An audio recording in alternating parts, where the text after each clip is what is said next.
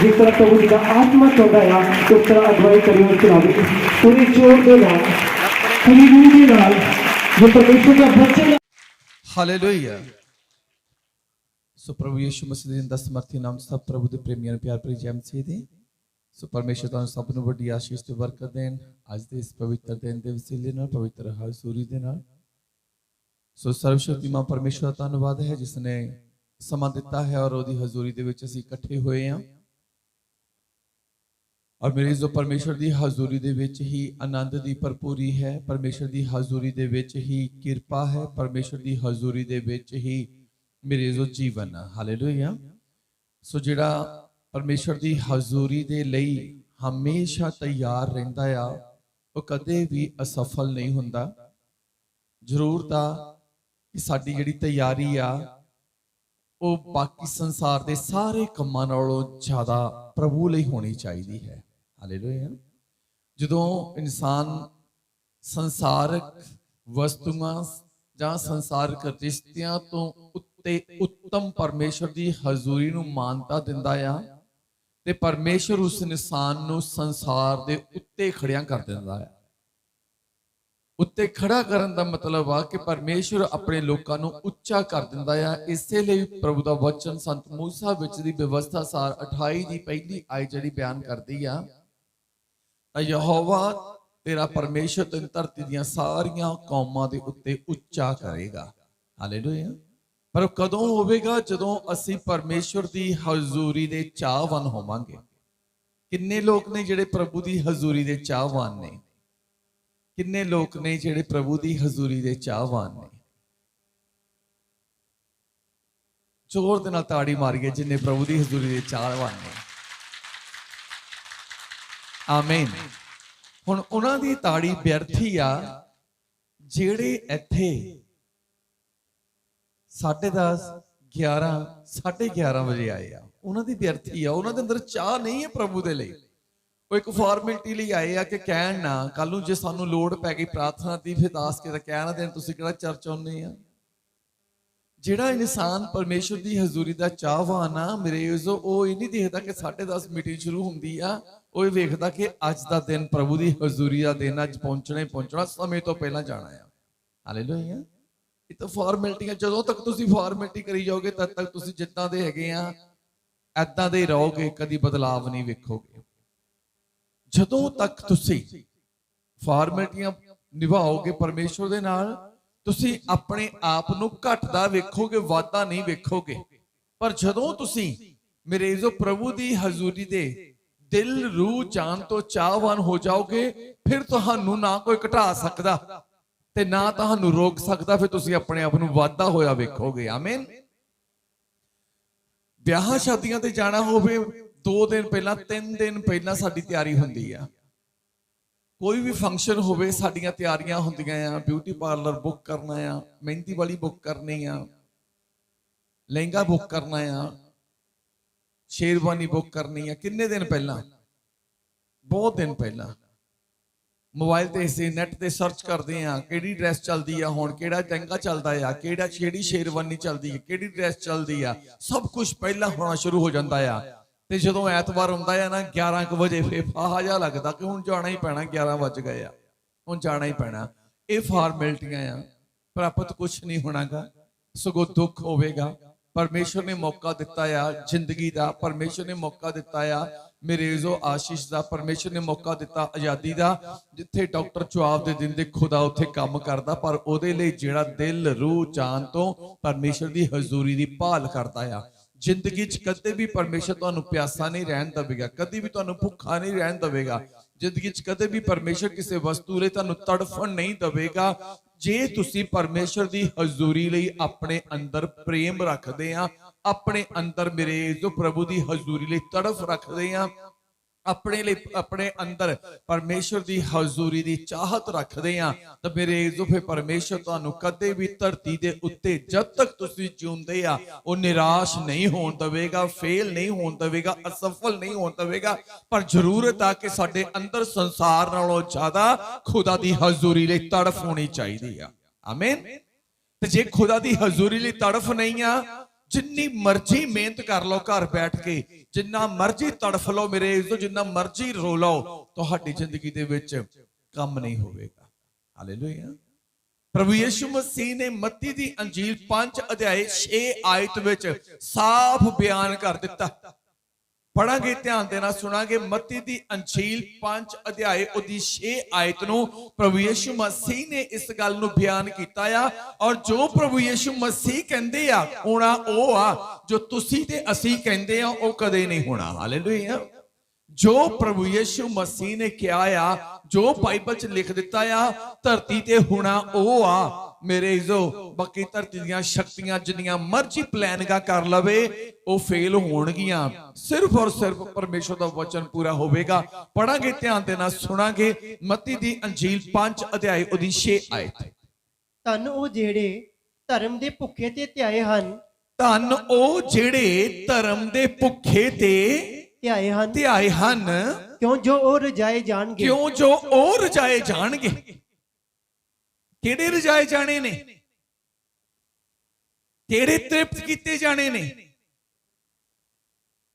प्रभु यीशु मसीह ने कहा धन ओ जेड़े धर्म दे भुखे ते ध्याए, जेड़े धार्मिकता दे भुखे ते प्यासे ने। जो शरीरक रूप दे विच इंसान नूं भुख लगदी आ तां मेरे इजो तड़फदा आ भोजन दी भाल दे विच।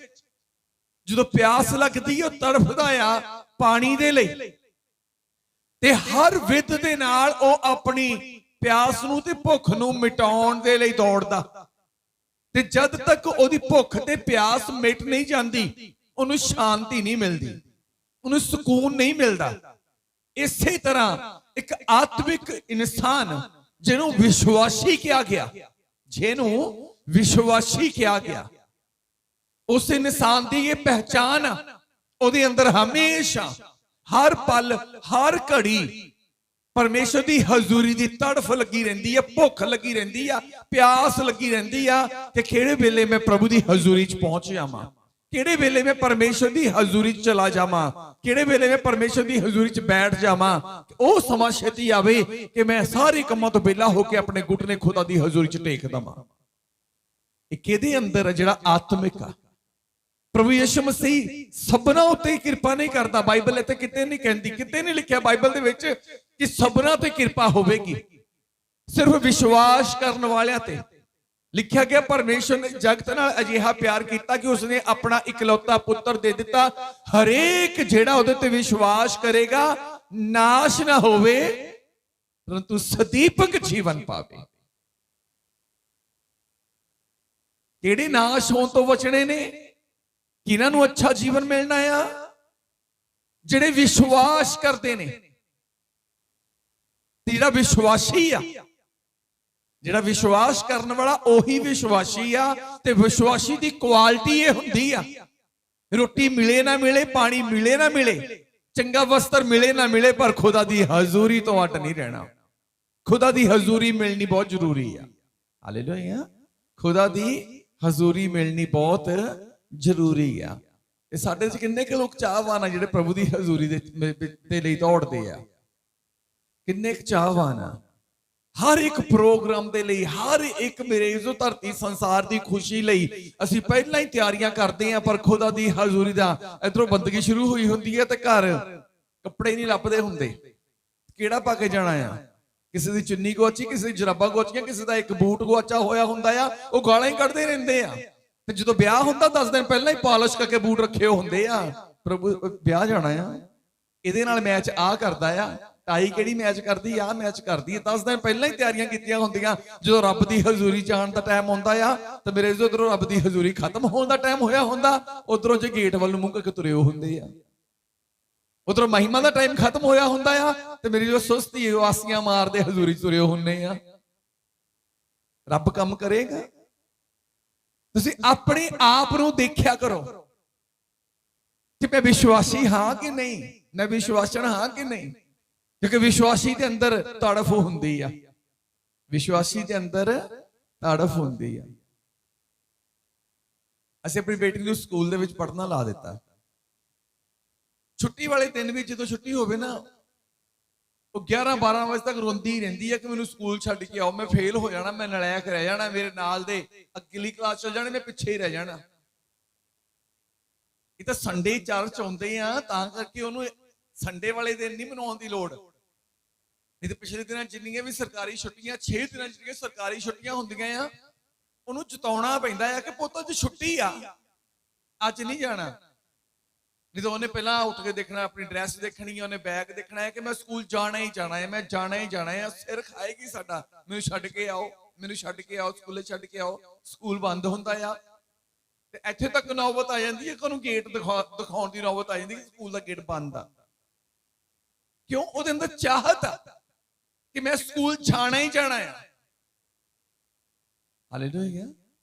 6 ਦਿਨ ਕੰਮ ਕਰਨ ਨੂੰ ਪ੍ਰਭੂ ਨੇ ਕਿਹਾ ਵਚਨ ਦੇ ਵਿੱਚ, 7ਵੇਂ ਦਿਨ ਹਜ਼ੂਰੀ ਚ ਆਉਣ ਲਈ ਕਿਹਾ ਹੈ। ਅਸੀਂ 7ਵੇਂ ਦਿਨ ਵੀ ਆਉਣਾ ਨਹੀਂ ਚਾਹੁੰਦੇ ਤੇ ਕਿਰਪਾ ਅਸੀਂ ਬਹੁਤ ਚਾਹੁੰਦੇ ਹਾਂ, ਪਰ ਪ੍ਰਭੂ ਯਿਸੂ ਮਸੀਹ ਜੀ ਨੇ ਇਹ ਗੱਲ ਬਾਈਬਲ ਦੇ ਵਿੱਚ ਸਾਫ਼ ਸ਼ਬਦਾਂ ਵਿੱਚ ਖੁੱਲੇ ਸ਼ਬਦਾਂ 'ਚ ਕਹਿ ਦਿੱਤੀ ਆ। ਧੰਨ ਉਹ ਜਿਹੜੇ ਧਰਮ ਦੇ ਭੁੱਖੇ ਤੇ ਧਿਆਏ ਨੇ, ਧਾਰਮਿਕਤਾ ਦੇ ਭੁੱਖੇ ਤੇ ਧਿਆਏ ਨੇ, ਸੱਚਾਈ ਦੇ ਭੁੱਖੇ ਤੇ ਧਿਆਏ ਨੇ, ਖੁਦਾ ਦੀ ਹਜ਼ੂਰੀ ਦੇ ਭੁੱਖੇ ਤੇ ਧਿਆਏ ਨੇ, ਉਹੀ ਰਜਾਏ ਜਾਣਗੇ, ਉਹੀ ਰਜਾਏ ਜਾਣਗੇ। ਰੋਜ਼ ਤੜਫਦੇ ਆ, ਭੁੱਖ ਨਹੀਂ ਮਿਟਦੀ, ਪਿਆਸ ਨਹੀਂ ਮਿਟਦੀ। ਆਤਮਿਕ ਭੁੱਖ, ਆਤਮਿਕ ਪਿਆਸ ਨਾ ਮਿਟਣ ਦਾ ਕਾਰਨ ਕੀ ਆ? ਤੰਦਰੁਸਤੀ ਦੀ ਭੁੱਖ ਤੇ ਪਿਆਸ ਨਹੀਂ ਮਿਟਦੀ, ਖੁਸ਼ੀਆਂ ਦੀ ਭੁੱਖ ਤੇ ਪਿਆਸ ਨਹੀਂ ਮਿਟਦੀ, ਸ਼ਾਂਤੀ ਦੀ ਭੁੱਖ ਤੇ ਪਿਆਸ ਨਹੀਂ ਮਿਟਦੀ। ਉਹਦਾ ਅਸਲ ਕਾਰਨ ਕੀ ਆ? ਵੱਡਾ ਕਾਰਨ ਇਹੀ ਆ ਕਿ ਸਾਡੇ ਅੰਦਰ ਚਾਹਤ ਸਾਰੀਆਂ ਵਸਤੂਆਂ ਦੀ ਆ, ਪਰ ਜਿਹਨੇ ਉਹ ਦੇਣੀਆਂ ਆ ਸਾਡੇ ਅੰਦਰ ਉਹਦੀ ਹਜ਼ੂਰੀ ਦੇ ਲਈ ਚਾਹਤ ਹੈ ਨਹੀਂ, ਉਹਦੀ ਹਜ਼ੂਰੀ ਲਈ ਸਾਡੇ ਅੰਦਰ ਪਿਆਸ ਨਹੀਂ ਆ, ਉਹਦੀ ਹਜ਼ੂਰੀ ਲਈ ਸਾਡੇ ਅੰਦਰ ਤੜਫ ਤੇ ਭੁੱਖ ਹੈ ਨਹੀਂ ਆ। ਪਰ ਜਿਹੜਾ ਇਨਸਾਨ ਤੜਫ ਰੱਖਦਾ ਆ, ਆਪਣੇ ਅੰਦਰ ਪਿਆਸ ਰੱਖਦਾ ਆ, ਬਾਈਬਲ ਬਿਆਨ ਕਰਦੀ ਯਿਸੂ ਮਸੀਹ ਨੇ ਆਪਣੇ ਮੁਖ ਤੋਂ ਇਹ ਸ਼ਬਦ ਕਿਹਾ ਆ, ਭਵਿੱਖਬਾਣੀ ਆ ਉਹਨਾਂ ਲੋਕਾਂ ਦੇ ਵਾਸਤੇ, ਕਹਿੰਦਾ ਉਹ ਰਜਾਏ ਜਾਣਗੇ। ਭਵਿੱਖਬਾਣੀ ਹੈ, ਪ੍ਰੋਫੈਸੀ ਆ ਯਿਸੂ ਮਸੀਹ ਦੀ, ਤੇ ਪ੍ਰੋਫੈਸੀ ਉਹਨਾਂ ਤੇ ਪੂਰੀ ਹੁੰਦੀ ਆ ਜਿਹੜੇ ਯੋਗ ਹੁੰਦੇ ਆ, ਜਿਹੜੇ ਲਾਇਕ ਬਣ ਜਾਂਦੇ ਆ। ਜਿਹੜੇ ਯੋਗ ਹੀ ਨਹੀਂ ਆ, ਲਾਇਕ ਹੀ ਨਹੀਂ ਬਣਨਾ ਚਾਹੁੰਦੇ, ਉਹਨਾਂ ਦੇ ਉੱਤੇ ਕੋਈ ਪ੍ਰੋਫੈਸੀ ਪੂਰੀ ਨਹੀਂ ਹੁੰਦੀ। ਚਾਹੇ ਦੁਨੀਆ 'ਚ ਜਿੰਨੀਆਂ ਮਰਜ਼ੀ ਪ੍ਰੋਫੈਸੀਆਂ ਹੋ ਜਾਣ, ਉਹ ਸਾਰੀਆਂ ਗਲਤ ਆ, ਬਾਈਬਲ ਦੀਆਂ ਪ੍ਰੋਫੈਸੀਆਂ ਤੋਂ ਉਲਟ ਜਿਹੜੀਆਂ ਹੁੰਦੀਆਂ ਆ। ਕੇਵਲ ਬਾਈਬਲ ਦੀਆਂ ਪ੍ਰੋਫੈਸੀਆਂ ਆ ਜਿਹੜੀਆਂ ਮੇਰੇ ਜੋ ਇਨਸਾਨ ਦੇ ਵਿੱਚ ਪੂਰੀਆਂ ਹੋਣੀਆਂ ਨੇ। ਹਾਲੇਲੂਇਆ। ਕਿੱਦਾਂ ਦੀ ਭੁੱਖ ਤੇ ਪਿਆਸ ਹੋਣੀ ਚਾਹੀਦੀ ਇਨਸਾਨ ਦੇ ਜੀਵਨ ਦੇ ਵਿੱਚ, ਕਿੱਦਾਂ ਦਾ ਇਨਸਾਨ ਦੇ ਜੀਵਨ ਦੇ ਵਿੱਚ ਮੇਰੇ ਤੋਂ ਤੜਫ ਹੋਣੀ ਚਾਹੀਦੀ ਆ। ਜਦੋਂ ਅਸੀਂ ਜ਼ਬੂਰਾਂ ਦੀ ਕਿਤਾਬ 42 ਅਧਿਆਇ ਉਹਦੀ 1 ਤੇ 2 ਆਇਤ ਨੂੰ ਪੜ੍ਹਦੇ ਆ, ਉਹਦੇ ਵਿੱਚ ਸਾਫ਼ ਬਿਆਨ ਕੀਤਾ, ਪ੍ਰਭੂ ਦੇ ਦਾਸ ਦਾਊਦ ਨੇ ਤੜਫ ਦੱਸੀ ਆ ਕਿੱਦਾਂ ਦੀ ਤੜਫ ਹੋਣੀ ਚਾਹੀਦੀ ਪਰਮੇਸ਼ਰ ਦੀ ਹਜ਼ੂਰੀ ਦੇ ਲਈ। ਪੜਾਂਗੇ ਅਸੀਂ ਪ੍ਰਭੂ ਦੇ ਦਾਸ ਦਾਊਦ ਨੂੰ, ਜ਼ਬੂਰ 42 ਅਧਿਆਇ ਉਹਦੀ 1 ਤੇ 2 ਆਇਤ। ਜਿਵੇਂ ਹਰਨੀ ਪਾਣੀ ਦੀਆਂ ਨਦੀਆਂ ਦੇ ਲਈ ਤਰਸਦੀ ਹੈ, ਦਾਊਦ ਦੇ ਅੰਦਰ ਕਿੱਦਾਂ ਦੀ ਤੜਫ, ਜਿਵੇਂ ਹਰਨੀ ਪਾਣੀ ਦੀਆਂ ਨਦੀਆਂ ਦੇ ਲਈ ਤਰਸਦੀ ਹੈ, ਪਾਣੀ ਦੀਆਂ ਨਦੀਆਂ ਦੇ ਲਈ ਤਰਸਦੀ ਹੈ, ਤਿਵੇਂ ਹੀ ਮੇਰਾ ਜੀ, ਤਿਵੇਂ ਹੀ ਮੇਰਾ ਜੀ, हे ਪਰਮੇਸ਼ਵਰ ਤੇਰੇ ਲਈ ਤਰਸਦਾ ਹੈ, ਤੇਰੇ ਲਈ ਤਰਸਦਾ ਆ। ਦਾਊਦ ਦੇ ਅੰਦਰ ਕਿੱਦਾਂ ਦੀ ਤੜਫ ਆ ਪਰਮੇਸ਼ਵਰ ਦੇ, ਜਿਵੇਂ ਇੱਕ ਜੰਗਲ ਦੀ ਪਿਆਸੀ ਹਿਰਨੀ ਪਾਣੀ ਦੀਆਂ ਨਦੀਆਂ ਲਈ ਤਰਸਦੀ ਆ, ਤੜਫਦੀ ਆ। ਕਹਿੰਦਾ हे ਪਰਮੇਸ਼ਵਰ ਮੇਰਾ ਜੀ ਤੇਰੇ ਲਈ ਤੜਫਦਾ। ਹਾਲੇਲੂਇਆ। ਜਿਵੇਂ ਇੱਕ ਪਿਆਸਾ ਇਨਸਾਨ ਪਾਣੀ ਦੇ ਲਈ ਤੜਫਦਾ, ਦਾਊਦ ਕਹਿੰਦਾ ਕਿ ਮੇਰੇ ਅੰਦਰ ਵੀ ਐਦਾਂ ਦੀ ਤੜਫ ਆ ਕਿ ਮੈਂ ਪਰਮੇਸ਼ਰ ਦੀ ਹਜ਼ੂਰੀ 'ਚ ਬੈਠਾ। ਹਾਲੇਲੂਇਆ। ਸਾਡੇ ਅੰਦਰ ਕਾਦੀ ਤੜਫ ਆ? ਸਵੇਰੇ ਸ਼ੁਰੂ ਹੋ ਜਾਂਦੇ ਅਸੀਂ, ਸਵੇਰੇ ਕੰਮ ਕਰ ਲਈਏ, ਫਿਰ ਬੈਠਾਂਗੇ, ਫਿਰ ਦੂਜਾ ਕੰਮ ਚੇਤੇ ਆ ਜਾਂਦਾ, ਫਿਰ ਦੂਜਾ ਕੰਮ ਉਹ ਕਰ ਲਈਏ, ਫਿਰ ਤੀਜਾ ਕੰਮ ਚੇਤੇ ਆ ਜਾਂਦਾ, ਚੌਥਾ ਕੰਮ ਚੇਤੇ ਆ ਜਾਂਦਾ, ਪੰਜਵਾਂ ਕੰਮ ਚੇਤੇ ਆ ਜਾਂਦਾ ਆ। ਫਿਰ ਟੱਬਰ ਦੇ ਬਿਸਤਰੇ ਕਰ ਦਿੱਤੇ ਜਾਂਦੇ ਆ, ਰਜਾਈਆਂ ਰੱਖ ਦਿੱਤੀਆਂ ਜਾਂਦੀਆਂ ਬੈੱਡਾਂ ਤੇ, ਰਜਾਈਆਂ ਲੈ ਕੇ ਸੌ ਜਾਂਦੇ ਆ। ਮੇਰੇ ਜੋ ਜਿਹੜਾ ਸਵੇਰ ਤੋਂ ਪਲਾਨ ਕੀਤਾ ਪ੍ਰਭੂ ਦੀ ਹਜ਼ੂਰੀ 'ਚ ਬਹਿਣਾ, ਉਹ ਬਹਿ ਹੀ ਨਹੀਂ ਹੁੰਦਾ। ਸਵੇਰ ਤੋਂ ਜਿਹੜੀ ਪਲੈਨਿੰਗ ਕੀਤੀ ਹੁੰਦੀ, ਇੱਕ ਕੰਮ ਕਰਕੇ ਪ੍ਰਾਰਥਨਾ ਕਰਦਾ ਆ, ਦੂਜਾ ਕੰਮ ਕਰਕੇ ਫਿਰ ਤੀਜਾ ਵੀ ਮੁਕਾ ਹੀ ਲੈਂਦੇ ਆ, ਚੌਥਾ ਵੀ ਮੁਕਾ ਹੀ ਲੈਂਦੇ ਹੋ, ਫਿਰ ਹੁਣ ਪੰਜਵਾਂ ਮੁਕਾ ਕੇ ਹੁਣ ਬਹਿ ਹੀ ਜਾਣਾ ਆ, ਤਦ ਤੱਕ ਨੂੰ ਰਜਾਈ 'ਚ ਪੈ ਕੇ ਸੌ ਜਾਂਦਾ ਬੰਦਾ। ਤੇ ਤੜਫ ਕਾਹਦੀ ਆ? ਪਰਮੇਸ਼ਵਰ ਉਹਨਾਂ ਜ਼ਿੰਦਗੀਆਂ ਦੇ ਵਿੱਚ ਆਪਣੇ ਵੱਡੇ ਕੰਮਾਂ ਨੂੰ ਕਰਦਾ ਆ ਜਿਹੜੇ ਲੋਕ ਪਰਮੇਸ਼ਵਰ ਦੀ ਹਜ਼ੂਰੀ ਦੇ ਵਿੱਚ ਬਹਿੰਦੇ ਆ, ਪਰਮੇਸ਼ਵਰ ਦੀ ਹਜ਼ੂਰੀ ਦੇ ਵਿੱਚ ਰਹਿੰਦੇ ਆ ਤੇ ਪਰਮੇਸ਼ਵਰ ਦੀ ਹਜ਼ੂਰੀ ਦੇ ਲਈ ਫਿਰ ਭੁੱਖ ਤੇ ਪਿਆਸ ਰੱਖਦੇ ਆ। ਇਹ ਨਹੀਂ ਕਿ ਅੱਜ ਵਚਨ ਸੁਣ ਲਿਆ, ਸੰਡੇ ਪ੍ਰੇਅਰ ਮੀਟਿੰਗ ਲੈ ਲਈ ਆ, 2 ਘੰਟੇ 3 ਘੰਟੇ ਬਤੀਤ ਕਰ ਲਏ ਆ, ਉਸ ਤੋਂ ਬਾਅਦ ਫਿਰ ਲੋੜ ਨਹੀਂ ਆ। ਅਸੀਂ ਇਹ ਕਹਿੰਦੇ ਆ ਕਿ ਸਾਨੂੰ ਮੇਰੇ ਇੱਜ਼ਤ ਧਿਆਨ ਦਿਓ, ਅਸੀਂ ਜਦੋਂ ਪ੍ਰਭੂ ਦੀ ਹਜ਼ੂਰ ਚੋਂ ਇੱਥੋਂ ਚਲੇ ਜਾਣਾ ਸਾਨੂੰ ਘਰ ਵੀ ਖਿੱਚ ਰਹਿੰਦੀ ਆ, ਦੂਏ ਦਿਨ ਸਵੇਰੇ ਤੜਕੇ ਵੀ ਖਿੱਚ ਰਹਿੰਦੀ ਕਿ ਉੱਠ ਕੇ ਪ੍ਰਾਰਥਨਾ 'ਚ ਬਹਿਣਾ ਆ। ਜਦ ਤੱਕ ਅਸੀਂ ਪਰਮੇਸ਼ਰ ਦੀ ਹਜ਼ੂਰੀ 'ਚ ਬੈਠ ਨਹੀਂ ਜਾਂਦੇ ਤਦ ਤੱਕ ਮੇਰੇ ਅਸੀਂ ਮੂੰਹ ਨੂੰ ਪਾਣੀ ਦਾ ਘੁੱਟ ਨਹੀਂ ਲਾਉਂਦੇ, ਅਸੀਂ ਆਪਣਾ ਮੂੰਹ ਤੱਕ ਨਹੀਂ ਗਿੱਲਾ ਕਰਦੇ ਜਦ ਤੱਕ ਅਸੀਂ ਪ੍ਰਭੂ ਦੀ ਹਜ਼ੂਰੀ 'ਚ ਨਹੀਂ ਬੈਠ ਜਾਂਦੇ, ਕਿ ਪ੍ਰਭੂ ਦੀ ਹਜ਼ੂਰੀ ਦਾ ਆਨੰਦ ਨਹੀਂ ਲੈ ਲੈਂਦੇ। ਪਹਿਲਾਂ ਪ੍ਰਭੂ ਦੀ ਹਜ਼ੂਰੀ 'ਚ ਰਜਣਾ, ਫਿਰ ਜਾ ਕੇ ਸਰੀਰ ਦੀ ਖੁਰਾਕ ਵੱਲ ਧਿਆਨ ਦੇਣਾ ਜੇ ਜ਼ਰੂਰਤ ਪਵੇ ਤਾਂ। ਹਾਲੇਲੂਇਆ। ਤੇ ਸਾਡੇ ਤਾਂ ਧਿਆਨ ਹੀ ਐਦਾਂ ਦੇ ਆ, ਸਵੇਰ ਤੋਂ ਲੈ ਕੇ ਸ਼ਾਮ ਤੱਕ ਪਤੀਲੇ 'ਚ ਕੜਛੀ ਘੁੰਮਦੀ ਰਹਿੰਦੀ ਆ, ਗੈਸ ਤੇ ਪਤੀਲਾ ਚੜਿਆ ਹੀ ਰਹਿੰਦਾ ਆ ਤੇ ਚੁੱਲ੍ਹਾ ਮਗਿਆ ਹੀ ਰਹਿੰਦਾ ਆ, ਧਿਆਨ ਤਾਂ ਰਹਿੰਦਾ ਉਹਨਾਂ ਚੀਜ਼ਾਂ ਦੇ ਵਿੱਚ। ਹਾਲੇਲੂਇਆ। ਤੇ ਫਿਰ ਜੇ ਸਾਡਾ ਧਿਆਨ ਪ੍ਰਭੂ 'ਚ ਆਉਣ ਤੋਂ ਬਾਅਦ ਵੀ ਸੰਸਾਰ ਦੇ ਵਿੱਚ ਆ, ਜੇ ਸਾਡੀ ਤੜਫ ਅਜੇ ਪ੍ਰਭੂ 'ਚ ਆਉਣ ਤੋਂ ਬਾਅਦ ਵੀ ਸੰਸਾਰ ਦੇ ਲਈ ਆ, ਤੇ ਇਹਦਾ ਮਤਲਬ ਅਜੇ ਤੱਕ ਅਸੀਂ ਪਰਮੇਸ਼ਵਰ ਨੂੰ ਜਾਣਿਆ ਹੀ ਨਹੀਂ ਆ, ਅਜੇ ਤੱਕ ਪ੍ਰਭੂ ਦੀ ਹਜ਼ੂਰੀ ਨੂੰ ਮਹਿਸੂਸ ਕੀਤਾ ਹੀ ਨਹੀਂ ਆ। ਕਦੋਂ ਤੁਸੀਂ ਪ੍ਰਭੂ ਦੀ ਹਜ਼ੂਰੀ ਨੂੰ ਅਸਲ ਮਹਿਸੂਸ ਕਰੋਗੇ? ਜਦੋਂ ਤੁਹਾਡੇ ਅੰਦਰ ਭੁੱਖ ਤੇ ਪਿਆਸ ਹੋਣੀ ਆ। ਇੱਕ ਭੁੱਖੇ ਇਨਸਾਨ ਨੂੰ ਰੁੱਖੀ ਮਿੱਸੀ ਜਿੱਦਾਂ ਦੀ ਮਰਜ਼ੀ ਦੇ ਦਿਓ, ਉਹਨੂੰ ਉਹ ਵੀ ਸਵਾਦ ਲੱਗਦੀ ਆ, ਤੇ ਰੱਜੇ ਹੋਏ ਨੂੰ ਚੰਗੇ ਪਦਾਰਥ ਦੇ ਦਿਓ, ਉਹ ਵੀ ਠੋਕਰ ਮਾਰਦਾ ਥਾਲੀ ਨੂੰ। ਹਾਲੇਲੂਇਆ। ਏਦਾਂ ਹੀ ਅੱਜ ਬਹੁਤ ਸਾਰੇ ਲੋਕ ਪ੍ਰਭੂ ਦੀ ਹਜ਼ੂਰੀ ਲਈ ਲਾਪਰਵਾਹ ਨੇ। ਉਹ ਪ੍ਰਭੂ ਦੀ ਹਜ਼ੂਰੀ ਦੇ ਲਾਪਰਵਾਹ ਨਹੀਂ ਆ, ਉਹ ਆਪਣੇ ਹਿਸਾਬ ਦੇ ਨਾਲ, ਆਪਣੀ ਸੋਚ ਨਾਲ ਰੱਜ ਚੁੱਕੇ ਆ ਪ੍ਰਭੂ ਦੇ ਵਿੱਚ। ਉਹਨਾਂ ਨੂੰ ਲੱਗਦਾ ਕਿ ਹੁਣ ਪ੍ਰਭੂ ਦੀ ਹਜ਼ੂਰੀ ਨੂੰ ਠੋਕਰ ਮਾਰਦੇ ਆ, 12 ਵਜੇ ਜਾਵਾਂਗੇ, 12:15 ਜਾਵਾਂਗੇ, 11:30 ਜਾਵਾਂਗੇ। ਮਤਲਬ ਜਿਵੇਂ ਰੱਜਿਆ ਹੋਇਆ ਥਾਲੀ ਨੂੰ ਠੋਕਰ ਮਾਰਦਾ, ਐਦਾਂ ਹੀ ਬਹੁਤ ਭੁਲੇਖਿਆਂ ਵਾਲੇ ਆ ਜਿਹੜੇ ਮੇਰੇ ਜੋ ਪ੍ਰਭੂ ਦੀ ਹਜ਼ੂਰੀ 'ਚ ਲੇਟ ਹੁੰਦੇ ਆ, ਬਹਿਣਾ ਹੀ ਨਹੀਂ ਚਾਹੁੰਦੇਗੇ, ਪ੍ਰਭੂ ਦੀ ਹਜ਼ੂਰੀ 'ਚ ਰਹਿਣਾ ਹੀ ਨਹੀਂ ਚਾਹੁੰਦੇਗੇ, ਮੇਰੇ ਜੋ ਬਹਾਨੇ ਬਣਾਉਂਦੇ ਆ। ਉਹ ਪ੍ਰਭੂ ਦੀ ਹਜ਼ੂਰੀ ਨੂੰ ਜਿਵੇਂ ਰੱਜਿਆ ਥਾਲੀ ਨੂੰ ਠੋਕਰ ਮਾਰਦਾ, ਪ੍ਰਭੂ ਦੀ ਹਜ਼ੂਰੀ ਨੂੰ ਠੋਕਰ ਮਾਰਦਾ। ਤਾਂ ਮੇਰੇ ਜੋ ਜਿਹੜਾ ਰੋਟੀ ਨੂੰ ਠੋਕਰ ਮਾਰਦਾ ਇੱਕ ਦਿਨ ਭੁੱਖਾ ਮਰੇਗਾ, ਜਿਹੜਾ ਰੱਬ ਦੀ ਹਜ਼ੂਰੀ ਨੂੰ ਠੋਕਰ ਮਾਰਦਾ ਇੱਕ ਦਿਨ ਜ਼ਰੂਰ ਮੇਰੇ ਜੋ ਦੁੱਖ ਝੱਲੇਗਾ। ਹਾਲੇਲੂਇਆ। ਇਹ ਬਾਈਬਲ ਕਹਿੰਦੀ ਆ, ਇਹ ਬਾਈਬਲ ਕਹਿੰਦੀ ਆ। ਹਾਲੇਲੂਇਆ। ਰੱਬ ਦੀ ਹਜ਼ੂਰੀ ਨੂੰ, ਜੇ ਸ਼ਾਉਲ ਨੂੰ ਇਹ ਗੱਲ ਦੱਸ ਦਿੱਤੀ ਗਈ ਸੀ ਸ਼ੈਮੂਅਲ ਦੇ ਵੱਲੋਂ ਕਿ ਤੂੰ ਜੋ ਕੀਤਾ ਗਲਤ ਕੀਤਾ ਆ, ਸ਼ੈਮੂਅਲ ਨੂੰ ਕਹਿੰਦਾ ਆ, ਸ਼ਾਉਲ ਕਹਿੰਦਾ ਤੂੰ ਮੇਰੇ ਨਾਲ ਚੱਲ ਪ੍ਰਭੂ ਦੇ ਅੱਗੇ। ਸ਼ੈਮੂਅਲ ਨਹੀਂ ਗਿਆ। ਹੁਣ ਸ਼ਾਉਲ ਨੇ ਵੀ ਜ਼ਰੂਰਤ ਨਹੀਂ ਸਮਝੀ ਕਿ ਮੈਂ ਹੀ ਪਰਮੇਸ਼ਰ ਦੇ ਅੱਗੇ ਚਲਾ ਜਾਵਾਂ, ਮੈਂ ਹੀ ਪ੍ਰਭੂ ਦੀ ਹਜ਼ੂਰੀ ਨੂੰ ਭਾਲ ਲਵਾਂ, ਮੈਂ ਹੀ ਪ੍ਰਭੂ ਦੀ ਹਜ਼ੂਰੀ ਚਲਾ ਜਾਵਾਂ। ਉਹਨੇ ਕੀ ਕੀਤਾ? ਉਹਨੇ ਇੱਕ ਜਾਦੂਗਰਨੀ ਨਾਲ ਆਪਣਾ ਰਿਸ਼ਤਾ ਜੋੜ ਲਿਆ। ਜੋ ਕੰਮ ਰੱਬ ਤੋਂ ਕਰਾਉਣਾ ਚਾਹੁੰਦਾ ਸੀ, ਜੋ ਰੱਬ ਉਹਦੇ ਲਈ ਕੰਮ ਕਰਦਾ ਸੀ, ਉਹਨੂੰ ਲੱਗਦਾ ਕਿ ਇੱਕ ਜਾਦੂਗਰਨੀ ਜਾਂ ਇੱਕ ਸੰਸਾਰਿਕ ਬੰਦਾ, ਇੱਕ ਸੰਸਾਰਿਕ ਔਰਤ ਮੇਰੇ ਲਈ ਕੰਮ ਕਰ ਦੇਵੇਗੀ। ਮੇਰੇ ਯਿਸੂ ਨੇ ਜਾਦੂਗਰਨੀ ਦੇ ਨਾਲ ਰਿਸ਼ਤਾ ਜੋੜ ਲਿਆ ਕਿ ਰੱਬ ਨੇ ਤਾਂ ਹੁਣ ਕੰਮ ਕਰਨਾ ਨਹੀਂ ਆ, ਤੇ ਹੁਣ ਇਹਦੇ ਕੋਈ ਕੰਮ ਲਵਾਂਗਾ। ਮਾਰਿਆ ਗਿਆ ਟੱਬਰ ਸਣੇ, ਇੱਕੋ ਦਿਨ 2 ਪੁੱਤਰ ਤੇ ਆਪ ਬਾਪ ਮਰ ਗਿਆ। ਹਾਲੇਲੂਇਆ।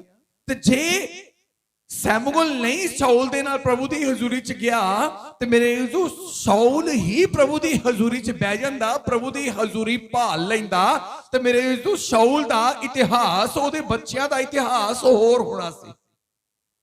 ਪਰ ਉਹਨੇ ਸ਼ਾਉਲ ਨੇ ਮੇਰੇ ਯਿਸੂ ਪ੍ਰਭੂ ਦੀ ਹਜ਼ੂਰੀ ਭਾਲੀ ਨਹੀਂ। ਅੱਜ ਬਹੁਤੇ ਲੋਕ ਏਦਾਂ ਦੇ ਆ ਜਿਹੜੇ ਪ੍ਰਭੂ ਦੀ ਹਜ਼ੂਰੀ ਨੂੰ ਭਾਲਦੇ ਨਹੀਂ ਆ।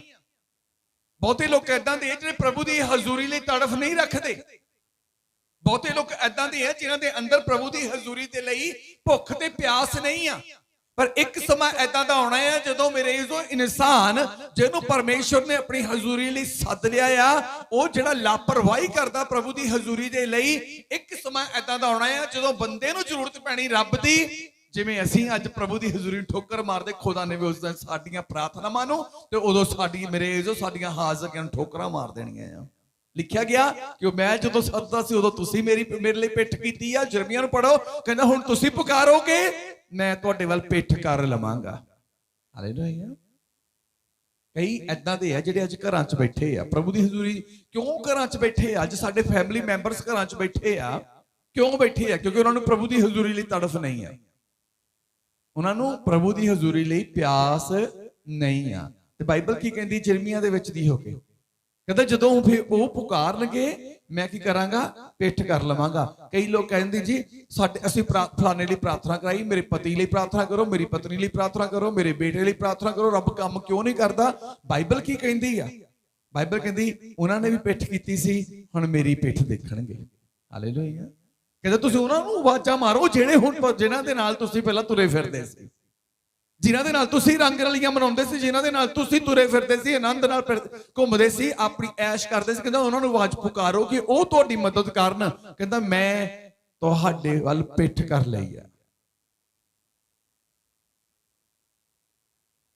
ਆਪਣੇ ਫੈਮਿਲੀ ਮੈਂਬਰਸ ਨੂੰ ਦੇਖੋ ਕਿ ਉਹਦੇ ਅੰਦਰ ਪ੍ਰਭੂ ਦੀ ਹਜ਼ੂਰੀ ਲਈ ਤੜਫ ਨਹੀਂ ਆ। ਉਹਨੇ ਭੁੱਖਾ ਰਹਿ ਜਾਣਾ, ਇੱਕ ਦਿਨ ਉਹਨੇ ਤੜਫਣਾ ਆ।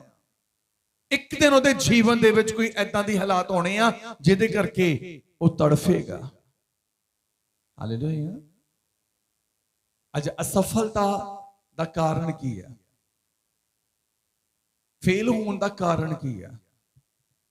ਪਰਮੇਸ਼ਵਰ ਨੇ ਆਪਣੀ ਹਜ਼ੂਰੀ ਲਈ ਸੱਦਿਆ ਸੀ, ਅਸੀਂ ਉਹਦੀ ਹਜ਼ੂਰੀ ਨੂੰ ਅਹਿਮੀਅਤ ਨਹੀਂ ਦਿੱਤੀ, ਅਸੀਂ ਉਹਦੇ ਲਈ ਅਹਿਮੀਅਤ ਨਹੀਂ ਰੱਖੀ ਕਿ ਨਹੀਂ ਰਹਿਣ ਦਿਓ, ਕੋਈ ਗੱਲ ਨਹੀਂ, ਫਿਰ ਦੇਖਾਂਗੇ।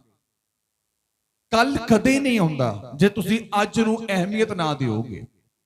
ਹਾਲੇਲੂਇਆ। ਕੱਲ ਨੂੰ ਵਧੀਆ ਬਣਾਉਣ ਦੇ ਲਈ ਅੱਜ ਪ੍ਰਭੂ ਦੀ ਹਜ਼ੂਰੀ 'ਚ ਸਾਡਾ ਹੋਣਾ ਬਹੁਤ ਜ਼ਰੂਰੀ ਆ। ਕੱਲ ਨੂੰ ਵਧੀਆ ਬਣਾਉਣ ਦੇ ਲਈ ਅੱਜ ਪ੍ਰਭੂ ਦੀ ਹਜ਼ੂਰੀ 'ਚ ਸਾਡਾ ਆਉਣਾ ਬਹੁਤ ਹੀ ਜ਼ਿਆਦਾ ਜ਼ਰੂਰੀ ਆ। ਅਗਲੇ ਸਾਲ ਨੂੰ ਵਧੀਆ ਬਣਾਉਣ ਦੇ ਲਈ ਇਸ ਸਾਲ 'ਚ ਖੁਦਾ ਦੀ ਹਜ਼ੂਰੀ 'ਚ ਰਹਿਣਾ ਸਾਡੇ ਲਈ ਬਹੁਤ ਹੀ ਜ਼ਿਆਦਾ ਜ਼ਰੂਰੀ ਆ। ਕਹਿੰਦਾ ਜਿਵੇਂ ਜੰਗਲ ਦੇ ਵਿੱਚ ਹਿਰਨੀ ਪਾਣੀ ਦੀ ਨਦੀ ਦੇ ਲਈ ਤੜਫਦੀ ਆ, ਐਦਾਂ ਹੀ ਹੈ ਪਰਮੇਸ਼ਰ ਮੇਰਾ ਜੀ ਤੇਰੀ ਹਜ਼ੂਰੀ ਲਈ ਤੜਫਦਾ, ਤੈਨੂੰ ਮਿਲਣ ਲਈ ਤਰਸਦਾ ਆ। ਹਾਂਜੀ, ਦੋ ਆਇਤ। ਮੇਰਾ ਜੀ ਪਰਮੇਸ਼ਵਰ ਦੇ ਲਈ ਜਿਉਂਦੇ ਪਰਮੇਸ਼ਵਰ ਲਈ ਧਿਆਇਆ ਹੈ। ਮੇਰਾ ਜੀ ਪਰਮੇਸ਼ਵਰ ਦੇ ਲਈ ਜਿਉਂਦੇ ਪਰਮੇਸ਼ਵਰ ਦੇ ਲਈ ਧਿਆਇਆ ਹੈ। ਦਾਊਦ ਦਾ ਜੀ ਕਿੱਦਾਂ ਦਾ ਪਰਮੇਸ਼ਵਰ ਲਈ ਧਿਆਇਆ? ਕਹਿੰਦਾ ਪਰਮੇਸ਼ਵਰ ਲਈ ਜਿਉਂਦੇ ਪਰਮੇਸ਼ਵਰ ਲਈ ਧਿਆਇਆ ਹੋਇਆ ਹੈ। ਪਿਆਸ ਆ ਮੇਰੀ ਪਰਮੇਸ਼ਵਰ ਦੇ ਲਈ, ਮੈਨੂੰ ਪਿਆਸ ਲੱਗੀ ਹੋਈ ਹੈ ਕਿ ਮੈਂ ਪਰਮੇਸ਼ਵਰ ਦੀ ਹਜ਼ੂਰੀ 'ਚ ਕਿਹੜੇ ਵੇਲੇ ਬੈਠ ਜਾਵਾਂ, ਕਿਹੜੇ ਵੇਲੇ ਪਰਮੇਸ਼ਵਰ ਦੀ ਹਜ਼ੂਰੀ 'ਚ ਘੁਟਨੇ ਟੇਕ ਦਵਾਂ। ਕਿਉਂਕਿ ਦਾਊਦ ਨੂੰ ਪਤਾ ਸੀ ਕਿ ਜੇ ਮੈਂ ਤ੍ਰਿਪਤ ਹੋਣਾ ਆ, ਜੇ ਮੈਂ ਰੱਜਣਾ ਆ ਤਾਂ ਖੁਦਾ ਦੀ ਹਜ਼ੂਰੀ 'ਚ ਰੱਜਣਾ ਆ। ਮੈਂ ਘਰ ਦੇ ਵਿੱਚ ਸੰਸਾਰ ਦੇ ਵਿੱਚ ਨਹੀਂ ਰੱਜਣਾ। ਅੱਜ ਸਰੀਰ ਦੇ ਵਿੱਚ, ਅੱਜ ਮੇਰੇ ਜੋ ਜੀਵਨ 'ਚ ਐਦਾਂ ਦੀ ਪ੍ਰੋਬਲਮ ਚੱਲਦੀਆਂ ਪਈਆਂ ਆ, ਇੰਨੀਆਂ ਮੁਸ਼ਕਲਾਂ ਚੱਲਦੀਆਂ ਪਈਆਂ ਆ, ਉਹਨਾਂ ਮੁਸ਼ਕਲਾਂ ਦੇ ਬਾਵਜੂਦ ਵੀ ਅਸੀਂ ਉਸ ਸਥਾਨ ਦੇ ਲਈ ਪਿਆਸ ਨਹੀਂ ਰੱਖਦੇ, ਉਸ ਸਥਾਨ ਦੇ ਲਈ ਮੇਰੇ ਜੋ ਆਪਣੇ ਅੰਦਰ ਭੁੱਖ ਨਹੀਂ ਰੱਖਦੇ, ਉਸ ਸਥਾਨ ਦੇ ਲਈ ਤੜਫ ਨਹੀਂ ਰੱਖਦੇ ਜਿਸ ਸਥਾਨ ਤੋਂ ਜੀਵਨ ਮਿਲਣਾ ਆ, ਜਿੱਥੋਂ ਸਕੂਨ ਮਿਲਣਾ ਆ, ਜਿੱਥੋਂ ਆਨੰਦ ਮਿਲਣਾ ਆ। ਤੇ ਜੇ ਸਾਡੇ ਅੰਦਰ ਤੜਫ ਨਹੀਂ ਆ, ਖਾਲੀ ਆਏ ਆ, ਖਾਲੀ ਵਾਪਸ ਚਲੇ ਜਾਣਾ ਆ, ਰੋਂਦੇ ਆਏ ਆ, ਰੋਂਦੇ ਵਾਪਸ ਚਲੇ ਜਾਣਾ ਆ। ਹਾਲੇਲੂਇਆ। ਕਿੰਨੇ ਸਮਝਦੇ ਆ? ਇੱਕ ਪਰਮੇਸ਼ਵਰ ਹੀ ਹੈ ਜਿਹੜਾ ਆਪਣੀ ਹਜ਼ੂਰੀ ਦੇ ਵਿੱਚੋਂ ਬੰਦੇ ਨੂੰ ਨਿਰਾਸ਼ ਨਹੀਂ ਜਾਣ ਦਿੰਦਾ, ਖਾਲੀ ਨਹੀਂ ਜਾਣ ਦਿੰਦਾ। ਕਿ ਪ੍ਰਭੂ ਦਾ ਦਾਸ ਦਾਊਦ ਇਹਨਾਂ ਗੱਲਾਂ ਨੂੰ ਬਿਆਨ ਕਰਦਾ। ਜਦੋਂ ਅਸੀਂ ਜ਼ਬੂਰ 16 ਅਧਿਆਇ ਦੀ 11 ਆਇਤ ਨੂੰ ਪੜ੍ਹਦੇ ਆ, ਉਹਦੇ ਵਿੱਚ ਵੀ ਮੇਰੇ ਜੋ ਪ੍ਰਭੂ ਦਾ ਦਾਸ ਦਾਊਦ ਪ੍ਰਭੂ ਦੀ ਹਜ਼ੂਰੀ ਦੇ ਬਾਰੇ ਦੱਸ ਰਿਹਾ। ਜ਼ਬੂਰ 16 ਉਹਦੀ 11 ਆਇਤ। ਤੂੰ ਮੈਨੂੰ ਜਿਉਣ ਦਾ ਮਾਰਗ ਵਿਖਾਵੇਂਗਾ, ਤੂੰ ਮੈਨੂੰ ਜਿਉਣ ਦਾ ਮਾਰਗ ਦਿਖਾਵੇਂਗਾ। ਕਿਹੜੇ ਜਿਉਣ ਦਾ ਮਾਰਗ? ਜਿਸ ਜਿਉਣ ਦੀ ਮੇਰੇ ਤੜਫ ਸਾਡੇ ਅੰਦਰ ਆ, ਜਿਸ ਜਿਉਣ ਦੀ ਲੋਚ ਆ ਸਾਨੂੰ। ਹਰੇਕ ਇਨਸਾਨ ਚੰਗੇ ਜਿਉਣ ਨੂੰ ਚਾਹੁੰਦਾ ਆ, ਹਰੇਕ ਦੇ ਅੰਦਰ ਇਹੀ ਤੜਫ ਆ, ਮੇਰਾ ਜਿਉਣ, ਮੇਰੇ ਬੱਚਿਆਂ ਦਾ ਜਿਉਣ ਵਧੀਆ ਹੋਵੇ। ਪਰ ਉਹ ਮਿਲਣਾ ਕਿੱਥੋਂ ਆ? ਹਾਂਜੀ, ਤੇਰੇ ਹਜੂਰ ਆਨੰਦ ਦੀ ਭਰਪੂਰੀ ਹੈ। ਤੇਰੇ ਹਜ਼ੂਰ ਚੋਂ, हे ਪਰਮੇਸ਼ਵਰ, ਤੇਰੀ ਹਜ਼ੂਰੀ ਚੋਂ ਹੀ ਮੈਨੂੰ ਜਿਉਣ ਦਾ ਮਾਰਗ ਮਿਲਣਾ ਆ। ਹਾਲੇਲੂਇਆ। ਜਿਸ ਹਜ਼ੂਰੀ ਚੋਂ ਮੈਨੂੰ ਪਰਮੇਸ਼ਵਰ ਜਿਉਣ ਦਾ ਮਾਰਗ ਮਿਲਣਾ, ਉਸ ਹਜ਼ੂਰੀ ਨੂੰ ਤਾਂ ਲੋਕ ਤੁੱਛ ਜਾਣਦੇ ਆ। ਉਸ ਹਜ਼ੂਰੀ 'ਚ ਤਾਂ ਬੈਠਣਾ ਹੀ ਨਹੀਂ ਚਾਹੁੰਦੇ, ਉਸ ਹਜ਼ੂਰੀ 'ਚ ਤਾਂ ਉਹ ਆਉਣਾ ਹੀ ਨਹੀਂ ਚਾਹੁੰਦੇ। ਤੇ ਜਿਸ ਹਜ਼ੂਰੀ 'ਚ ਆਉਣਾ ਨਹੀਂ ਚਾਹੁੰਦੇ, ਬੈਠਣਾ ਨਹੀਂ ਚਾਹੁੰਦੇ, ਜਿਸ ਹਜ਼ੂਰੀ ਲਈ ਚਾਹਤ ਨਹੀਂ ਰੱਖਦੇ, ਫਿਰ ਜਿਉਣ ਦਾ ਮਾਰਗ ਕਿੱਦਾਂ ਮਿਲੇਗਾ? ਬਾਰ-ਬਾਰ ਫੇਲ ਹੋਣਾ, ਬਾਰ-ਬਾਰ ਡਿੱਗਣਾ, ਬਾਰ-ਬਾਰ ਠੇਡੇ ਖਾਣੇ, ਬਾਰ-ਬਾਰ ਠੋਕਰਾਂ ਲੱਗਣੀਆਂ, ਉਹਦਾ ਕਾਰਨ ਕੀ ਆ? ਉਹਦਾ ਕਾਰਨ ਕੀ ਆ? ਅੰਨੇ ਬਾਤ ਦੌੜੇ ਰਹਿਣਾ। ਪ੍ਰਭੂ ਦੀ ਹਜ਼ੂਰੀ ਦੇ ਵਿੱਚ ਇੱਕ ਸਮਾਂ ਆ ਜਦੋਂ ਤੁਸੀਂ ਧੰਨਵਾਦ ਦੇ ਬਲਿਦਾਨ ਚੜਾਉਣੇ ਆ, ਫਿਰ ਦੂਜਾ ਸਮਾਂ ਆ ਜਦੋਂ ਉਹਦੀ ਹਜ਼ੂਰੀ 'ਚ ਮਹਿਮਾ ਕਰਨੀ ਆ, ਫਿਰ ਸਮਾਂ ਆਉਣਾ ਆ ਉਹਦਾ ਵਚਨ ਸੁਣਨਾ ਆ, ਫਿਰ ਸਮਾਂ ਆਉਣਾ ਆ ਉਹਦੇ ਕੀਤੇ ਕੰਮਾਂ ਦਾ ਵਰਣਨ ਕੀਤਾ ਜਾਣਾ ਆ, ਫਿਰ ਸਮਾਂ ਆਉਣਾ ਆ ਜਦੋਂ ਮੇਰੇ ਜੋ ਅਸੀਂ ਆਰਾਧਨਾ ਦੇ ਨਾਲ ਉਹਦੇ ਹਜ਼ੂਰੀ 'ਚ ਮੇਰੇ ਜੋ ਖੜੇ ਹੋਣਾ ਆ, ਫਿਰ ਸਮਾਂ ਆਉਣਾ ਆ ਖੁਦਾ ਨੇ ਆਪਣੇ ਪਾਕ ਰੂਹ ਦੇ ਨਾਲ ਸਾਨੂੰ ਰਜਾ ਦੇਣਾ ਆ, ਸਾਨੂੰ ਤ੍ਰਿਪਤ ਕਰ ਦੇਣਾ ਆ। ਹਾਲੇਲੂਇਆ।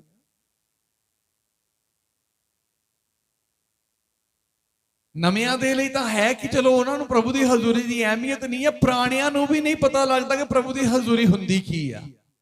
ਕੀ ਹੈ ਪ੍ਰਭੂ ਦੀ ਹਜ਼ੂਰੀ? ਆ ਗਏ, ਬਹਿ ਗਏ, ਚਲੇ ਗਏ, ਬਸ ਇਹੀ ਹਜ਼ੂਰੀ ਆ? ਉਹਦੀ ਹਜ਼ੂਰੀ ਨੂੰ ਮਹਿਸੂਸ ਕਰਨਾ, ਉਹਦੀ ਹਜ਼ੂਰੀ ਨੂੰ ਮਹਿਸੂਸ ਕਰਨਾ। ਜੇ ਤੁਹਾਡੀ ਰਸੋਈ ਦੇ ਵਿੱਚ ਰੋਜ਼ ਇੱਕ ਤਰ੍ਹਾਂ ਦਾ ਹੀ ਭੋਜਨ ਬਣੇ, ਇੱਕੋ ਸਬਜ਼ੀ ਤੇ ਫੁਲਕਾ, ਉਹੀ ਦੁਪਹਿਰ ਨੂੰ, ਉਹੀ ਸ਼ਾਮ ਨੂੰ ਬਣੇ ਰੋਜ਼ ਤਾਜ਼ਾ, ਦੂਏ ਦਿਨ ਵੀ ਉਹੀ ਰੂਟੀਨ 'ਚ, ਤੀਏ ਦਿਨ ਵੀ ਉਹੀ, ਚੌਥੇ ਦਿਨ ਵੀ ਉਹੀ, ਪੰਜਵੇਂ ਦਿਨ ਵੀ ਉਹੀ, ਛੇਵੇਂ ਦਿਨ ਤੁਹਾਡੀ ਰਸੋਈ 'ਚ ਵੜਨ ਨੂੰ ਜੀ ਨਹੀਂ ਕਰਨਾ। ਇਦਾਂ ਹੀ ਹੁੰਦੀ ਹੈ। ਕਿਤੇ ਬਾਹਰ ਖਾ ਕੇ ਆਉਂਦੇ ਆ ਕਿ ਰੋਜ਼ ਇੱਕੋ ਜਿਹਾ ਬਣਾਉਂਦੇ ਰਹਿੰਦੇ ਆ, ਤੇ ਅਸੀਂ ਕੀ ਕਰਦੇ ਆ? ਪ੍ਰਭੂ ਦੀ ਹਜ਼ੂਰੀ 'ਚ ਆ ਕੇ ਇੱਥੇ ਆਉਂਦੇ ਆ, ਬੈਠਦੇ ਆ, ਨਾ ਤਾੜੀ ਮਾਰਨੀ ਪ੍ਰਭੂ ਦੀ ਮਹਿਮਾ ਲਈ, ਨਾ ਬੁੱਲ ਹਿਲਾਉਣੇ ਪ੍ਰਭੂ ਦੀ ਮਹਿਮਾ ਦੇ ਲਈ। ਆ ਕੇ ਚੌਂਕੜੀ ਮਾਰ ਕੇ 2 ਘੰਟੇ 3 ਘੰਟੇ ਖੱਟ ਕੇ ਦੇਖੀ ਜਾਣਾ, ਮੈਂ ਇੱਥੇ ਕਈ ਕੁਛ ਕਰਕੇ ਚੱਲ ਜਾਣਾ, ਇਹਨਾਂ ਨੂੰ ਉੱਤੇ ਵਾਪਸ ਚਲੇ ਜਾਣਾ। ਰੱਬ ਦੀ ਹਜ਼ੂਰੀ 'ਚ ਬੈਠ ਕੇ ਪ੍ਰਾਰਥਨਾ ਕਰੋ, ਤੁਹਾਨੂੰ ਪ੍ਰਭੂ ਬੁਲਾ ਰਿਹਾ। ਰੱਬ ਦੀ ਹਜ਼ੂਰੀ 'ਚ ਆ ਕੇ ਪ੍ਰਭੂ ਦੀ ਮਹਿਮਾ ਕਰੋ, ਤੁਹਾਨੂੰ ਪ੍ਰਭੂ ਬੁਲਾ ਰਿਹਾ। ਰੱਬ ਦੀ ਹਜ਼ੂਰੀ 'ਚ ਆ ਕੇ ਵਚਨ ਸੁਣੋ ਤੇ ਵਚਨ ਦੇ ਨਾਲ ਆਪਣੇ ਆਪ ਦਾ ਨਾਪ ਤੋਲ ਕਰੋ, ਪ੍ਰਭੂ ਬੁਲਾ ਰਿਹਾ। ਰੱਬ ਦੀ ਹਜ਼ੂਰੀ ਦੇ ਵਿੱਚ ਉਹਦੇ ਮਹਿਮਾ ਦੇ ਲਈ ਗਵਾਹੀਆਂ ਦਿਓ, ਪ੍ਰਭੂ ਬੁਲਾ ਰਿਹਾ। ਜਦੋਂ ਇਹ ਅਲੱਗ-ਅਲੱਗ ਰੂਪ ਦੇ ਵਿੱਚ ਪ੍ਰਭੂ ਦੀ ਮਹਿਮਾ ਹੋਵੇਗੀ, ਫਿਰ ਖੁਦਾ ਦੀ ਹਜ਼ੂਰੀ ਦਾ ਆਨੰਦ ਤੁਹਾਡੇ ਜੀਵਨ 'ਚ ਆਉਣਾ ਸ਼ੁਰੂ ਹੋਵੇਗਾ। ਫਿਰ ਮਹਿਸੂਸ ਹੋਵੇਗਾ ਤੁਹਾਨੂੰ ਕਿ ਹਾਂ, ਮੈਂ ਪਰਮੇਸ਼ਰ ਦੀ ਹਜ਼ੂਰੀ ਦੇ ਵਿੱਚ ਆ। ਜਿਵੇਂ ਦਾਊਦ ਕਹਿੰਦਾ ਹੈ ਕਿ ਤੇਰੀ ਹਜ਼ੂਰੀ ਦੇ ਵਿੱਚੋਂ ਹੀ ਮੈਨੂੰ ਜੀਵਨ ਦਾ ਮਾਰਗ ਮਿਲਣਾ ਆ। ਕਿ ਅਸੀਂ ਦਾਊਦ ਤੋਂ ਵੱਡੇ ਹੋ ਚੁੱਕੇ ਹਾਂ? ਉਹ ਦਾਊਦ ਜਿਹਦੀ ਅੰਸ਼ ਦੇ ਵਿੱਚ ਯਿਸੂ ਮਸੀਹ ਪੈਦਾ ਹੋਇਆ, ਕਿ ਅਸੀਂ ਮੇਰੇ ਉਸ ਦਾਊਦ ਤੋਂ ਵੱਡੇ ਹੋ ਚੁੱਕੇ ਹਾਂ ਕਿ ਸਾਨੂੰ ਘਰ ਬੈਠਿਆਂ ਨੂੰ ਹੀ ਪਰਮੇਸ਼ਰ ਨੇ ਆਪਣੇ ਸਾਨੂੰ ਜੀਵਨ ਦਾ ਰਾਹ ਦਿਖਾ ਦੇਣਾ। ਪ੍ਰਭੂ ਦੀ ਹਜ਼ੂਰੀ ਨੂੰ ਠੋਕਰ ਮਾਰ ਕੇ ਸਾਨੂੰ ਪਰਮੇਸ਼ਰ ਨੇ ਜੀਵਨ ਦਾ ਰਾਹ, ਸਫਲ ਮਾਰਗ ਦਿਖਾ ਦੇਣਾ। ਕਦੋਂ ਪਰਮੇਸ਼ਰ ਨੇ ਸਾਨੂੰ ਜੀਵਨ ਦਾ ਅਸਲ ਮਾਰਗ ਦਿਖਾਉਣਾ ਆ? ਜਦੋਂ ਅਸੀਂ ਉਹਦੀ ਹਜ਼ੂਰੀ 'ਚ ਆਉਣਾ ਆ। ਤੇ ਜੇ ਅਸੀਂ ਉਹਦੀ ਹਜ਼ੂਰੀ ਲਈ ਲਾਪਰਵਾਹ ਆ, ਜਿਵੇਂ ਜੇ ਅਸੀਂ ਇਹ ਕਹੀਏ ਕਿ ਤੁਹਾਡੇ ਕੋਲ 2 ਤੋਲੇ 3 ਤੋਲੇ 4 ਤੋਲੇ 5 ਤੋਲੇ ਗੋਲਡ ਆ, ਤੁਸੀਂ ਲਾਪਰਵਾਹ ਹੋਵੋਗੇ ਉਸ ਗੋਲਡ ਲਈ? ਤੁਸੀਂ ਚੇਨੀ ਪਾਈ ਆ, ਕੰਨਾਂ 'ਚ ਪਾਇਆ ਆ, ਤੁਸੀਂ ਮੱਥੇ ਤੇ ਲਾਇਆ ਆ, 5-6 ਤੋਲਾ ਗੋਲਡ ਤੁਸੀਂ ਲੈ ਕੇ ਤੁਰੇ ਹੋ ਆ, ਬੱਸ 'ਚ ਬੈਠ ਗਏ ਆ, ਭੀੜ 'ਚ ਆ, ਮੇਲੇ 'ਚ ਆ, ਬਾਜ਼ਾਰ 'ਚ ਆ, ਬੱਸ ਅੱਡੇ ਤੇ ਆ, ਤੁਸੀਂ ਹਰ ਇੱਕ ਚੀਜ਼ ਲਈ ਲਾਪਰਵਾਹ ਹੋਵੋਗੇ, ਲੇਕਿਨ ਤੁਸੀਂ ਆਪਣੇ ਗੋਲਡ ਲਈ ਲਾਪਰਵਾਹ ਨਹੀਂ ਹੋਵੋਗੇ। ਕਿਉਂ? ਕਿਉਂਕਿ ਉਸ ਵਕਤ ਸਭ ਤੋਂ ਜ਼ਿਆਦਾ ਕੀਮਤੀ ਤੁਹਾਡੇ ਕੋਲ ਤੁਹਾਡਾ ਗੋਲਡ ਆ। ਹਾਲੇਲੂਇਆ। ਤੇ ਜੇ ਅਸੀਂ ਉਹ ਚੀਜ਼ਾਂ ਜਿਹੜੀਆਂ ਮੁੱਲ ਖਰੀਦੀਆਂ ਜਾ ਸਕਦੀਆਂ ਆ, ਵੇਚੀਆਂ ਜਾ ਸਕਦੀਆਂ ਆ, ਕੀਮਤ ਅਦਾ ਕੀਤੀ ਜਾ ਸਕਦੀ ਆ, ਉਹਦੇ ਲਈ ਇੰਨਾ ਅਲਰਟ ਰਹਿੰਦੇ ਆ, ਨਰੇਜ਼ੋ ਇੰਨਾ ਧਿਆਨ ਰੱਖਦੇ ਆ, ਤੇ ਉਹ ਪ੍ਰਭੂ ਦੀ ਹਜ਼ੂਰੀ ਜਿਹੜੀ ਸੋਨੇ ਹੀਰੇ ਤੇ ਲਾਲਾਂ ਨਾਲ ਵੀ ਉੱਤਮ ਆ, ਜਿਹੜੀ ਨਾ ਮੁੱਲ ਖਰੀਦੀ ਜਾ ਸਕਦੀ, ਨਾ ਮੁੱਲ ਲਈ ਜਾ ਸਕਦੀ, ਨਾ ਮੁੱਲ ਵੇਚੀ ਜਾ ਸਕਦੀ, ਨਾ ਉਹਦੀ ਹਜ਼ੂਰੀ ਚ ਮੁੱਲ ਆਇਆ ਜਾ ਸਕਦਾ, ਨਾ ਉਹ ਤੋਂ ਮੁੱਲ ਨਿਕਲਿਆ ਜਾ ਸਕਦਾ। ਜਿੱਚੋਂ ਜੀਵਨ ਮਿਲਣਾ ਆ, ਉਹਦੇ ਲਈ ਅਸੀਂ ਅਲਰਟ ਕਿਉਂ ਨਹੀਂ ਰਹਿੰਦੇਗੇ? ਉਹਦੇ ਲਈ ਅਸੀਂ ਮੇਰੇ ਜੋ ਚੌਕਸ ਕਿਉਂ ਨਹੀਂ ਰਹਿੰਦੇ? ਸੋਨਾ ਉੱਤਮ ਹੋ ਗਿਆ, ਪ੍ਰਭੂ ਦੀ ਹਜ਼ੂਰੀ ਉੱਤਮ ਨਹੀਂ ਆ। ਕਿ ਸੋਨਾ ਉੱਤਮ ਹੋ ਗਿਆ ਜਿਹਦੇ ਲਈ ਅਸੀਂ ਚੌਕਸ ਰਹਿੰਦੇ ਆ, ਤੇ ਪ੍ਰਭੂ ਦੀ ਹਜ਼ੂਰੀ ਉੱਤਮ ਹੀ ਨਹੀਂ ਆ। ਹਾਲੇਲੂਇਆ।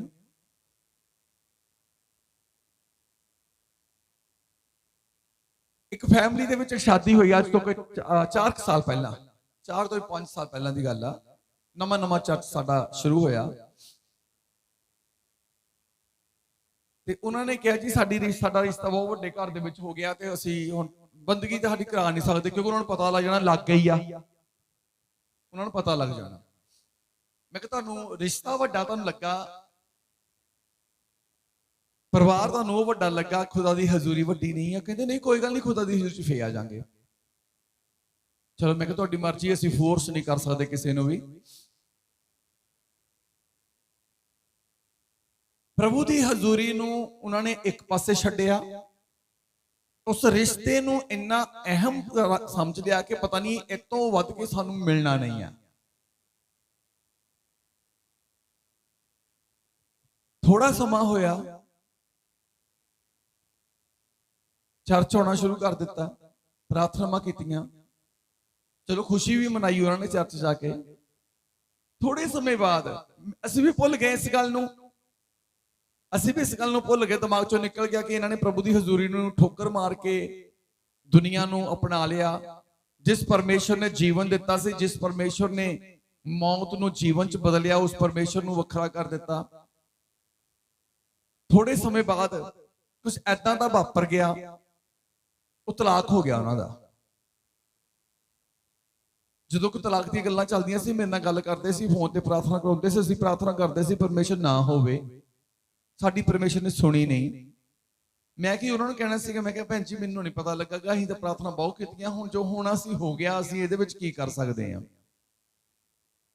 ਅਸੀਂ ਕੁਝ ਨਹੀਂ ਕਰ ਸਕਦੇ, ਇਹ ਪ੍ਰਭੂ ਦੀ ਮਰਜ਼ੀ ਆ।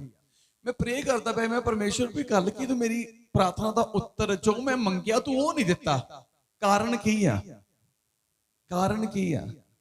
ਕਹਿੰਦੇ ਜਿਨ੍ਹਾਂ ਦੇ ਲਈ ਮੈਨੂੰ ਠੋਕਰ ਮਾਰੀ ਸੀ, ਕਹਿੰਦਾ ਉਹ ਹੁਣ ਠੋਕਰ ਮਾਰ ਕੇ ਇਹਨਾਂ ਨੂੰ ਚਲੇ ਗਏ ਆ। ਜੇ ਉਦੋਂ ਅਕਲ ਕੀਤੀ ਹੁੰਦੀ, ਪ੍ਰਭੂ ਦੀ ਹਜ਼ੂਰੀ ਨੂੰ ਪਹਿਲ ਦਿੱਤੀ ਹੁੰਦੀ, ਅੱਜ ਨੂੰ ਉਹਨਾਂ ਦੇ ਘਰ ਦਾ ਇਤਿਹਾਸ ਵੀ ਹੋਰ ਹੋਣਾ ਸੀ। ਹਾਲੇਲੂਇਆ। ਅੱਜ ਉਹਨਾਂ ਦੇ ਘਰ ਦਾ ਇਤਿਹਾਸ ਕੁਝ ਹੋਰ ਹੋਣਾ ਸੀ। ਆਪਣੇ ਇਤਿਹਾਸ ਨੂੰ ਅਸੀਂ ਆਪ ਵਿਗਾੜਿਆ। ਖੁਦਾ ਸਾਡਾ ਚੰਗਾ ਇਤਿਹਾਸ ਬਣਾਉਣਾ ਚਾਹੁੰਦਾ ਆ, ਪਰਮੇਸ਼ਰ ਸਾਨੂੰ ਚੰਗਾ ਜੀਵਨ ਦੇਣਾ ਚਾਹੁੰਦਾ ਆ, ਲੇਕਿਨ ਅਸੀਂ ਜਿੱਥੇ ਸਾਨੂੰ ਪਰਮੇਸ਼ਰ ਨੇ ਚੰਗਾ ਜੀਵਨ ਦੇਣਾ ਆ, ਉੱਥੇ ਅਸੀਂ ਆਉਣਾ ਹੀ ਨਹੀਂ ਚਾਹੁੰਦੇ, ਉੱਥੇ ਅਸੀਂ ਟਿਕਣਾ ਹੀ ਨਹੀਂ ਚਾਹੁੰਦੇ, ਤੇ ਉਹਦੀ ਚਾਹਤ ਅਸੀਂ ਰੱਖਣਾ ਹੀ ਨਹੀਂ ਚਾਹੁੰਦੇ, ਤੇ ਆਪਣੀ ਜ਼ਿੰਦਗੀ ਦੇ ਇਤਿਹਾਸ ਨੂੰ ਅਸੀਂ ਗੋਲਡਨ ਹਿਸਟਰੀ ਬਣਾਉਣਾ ਚਾਹੁੰਦੇ ਆ।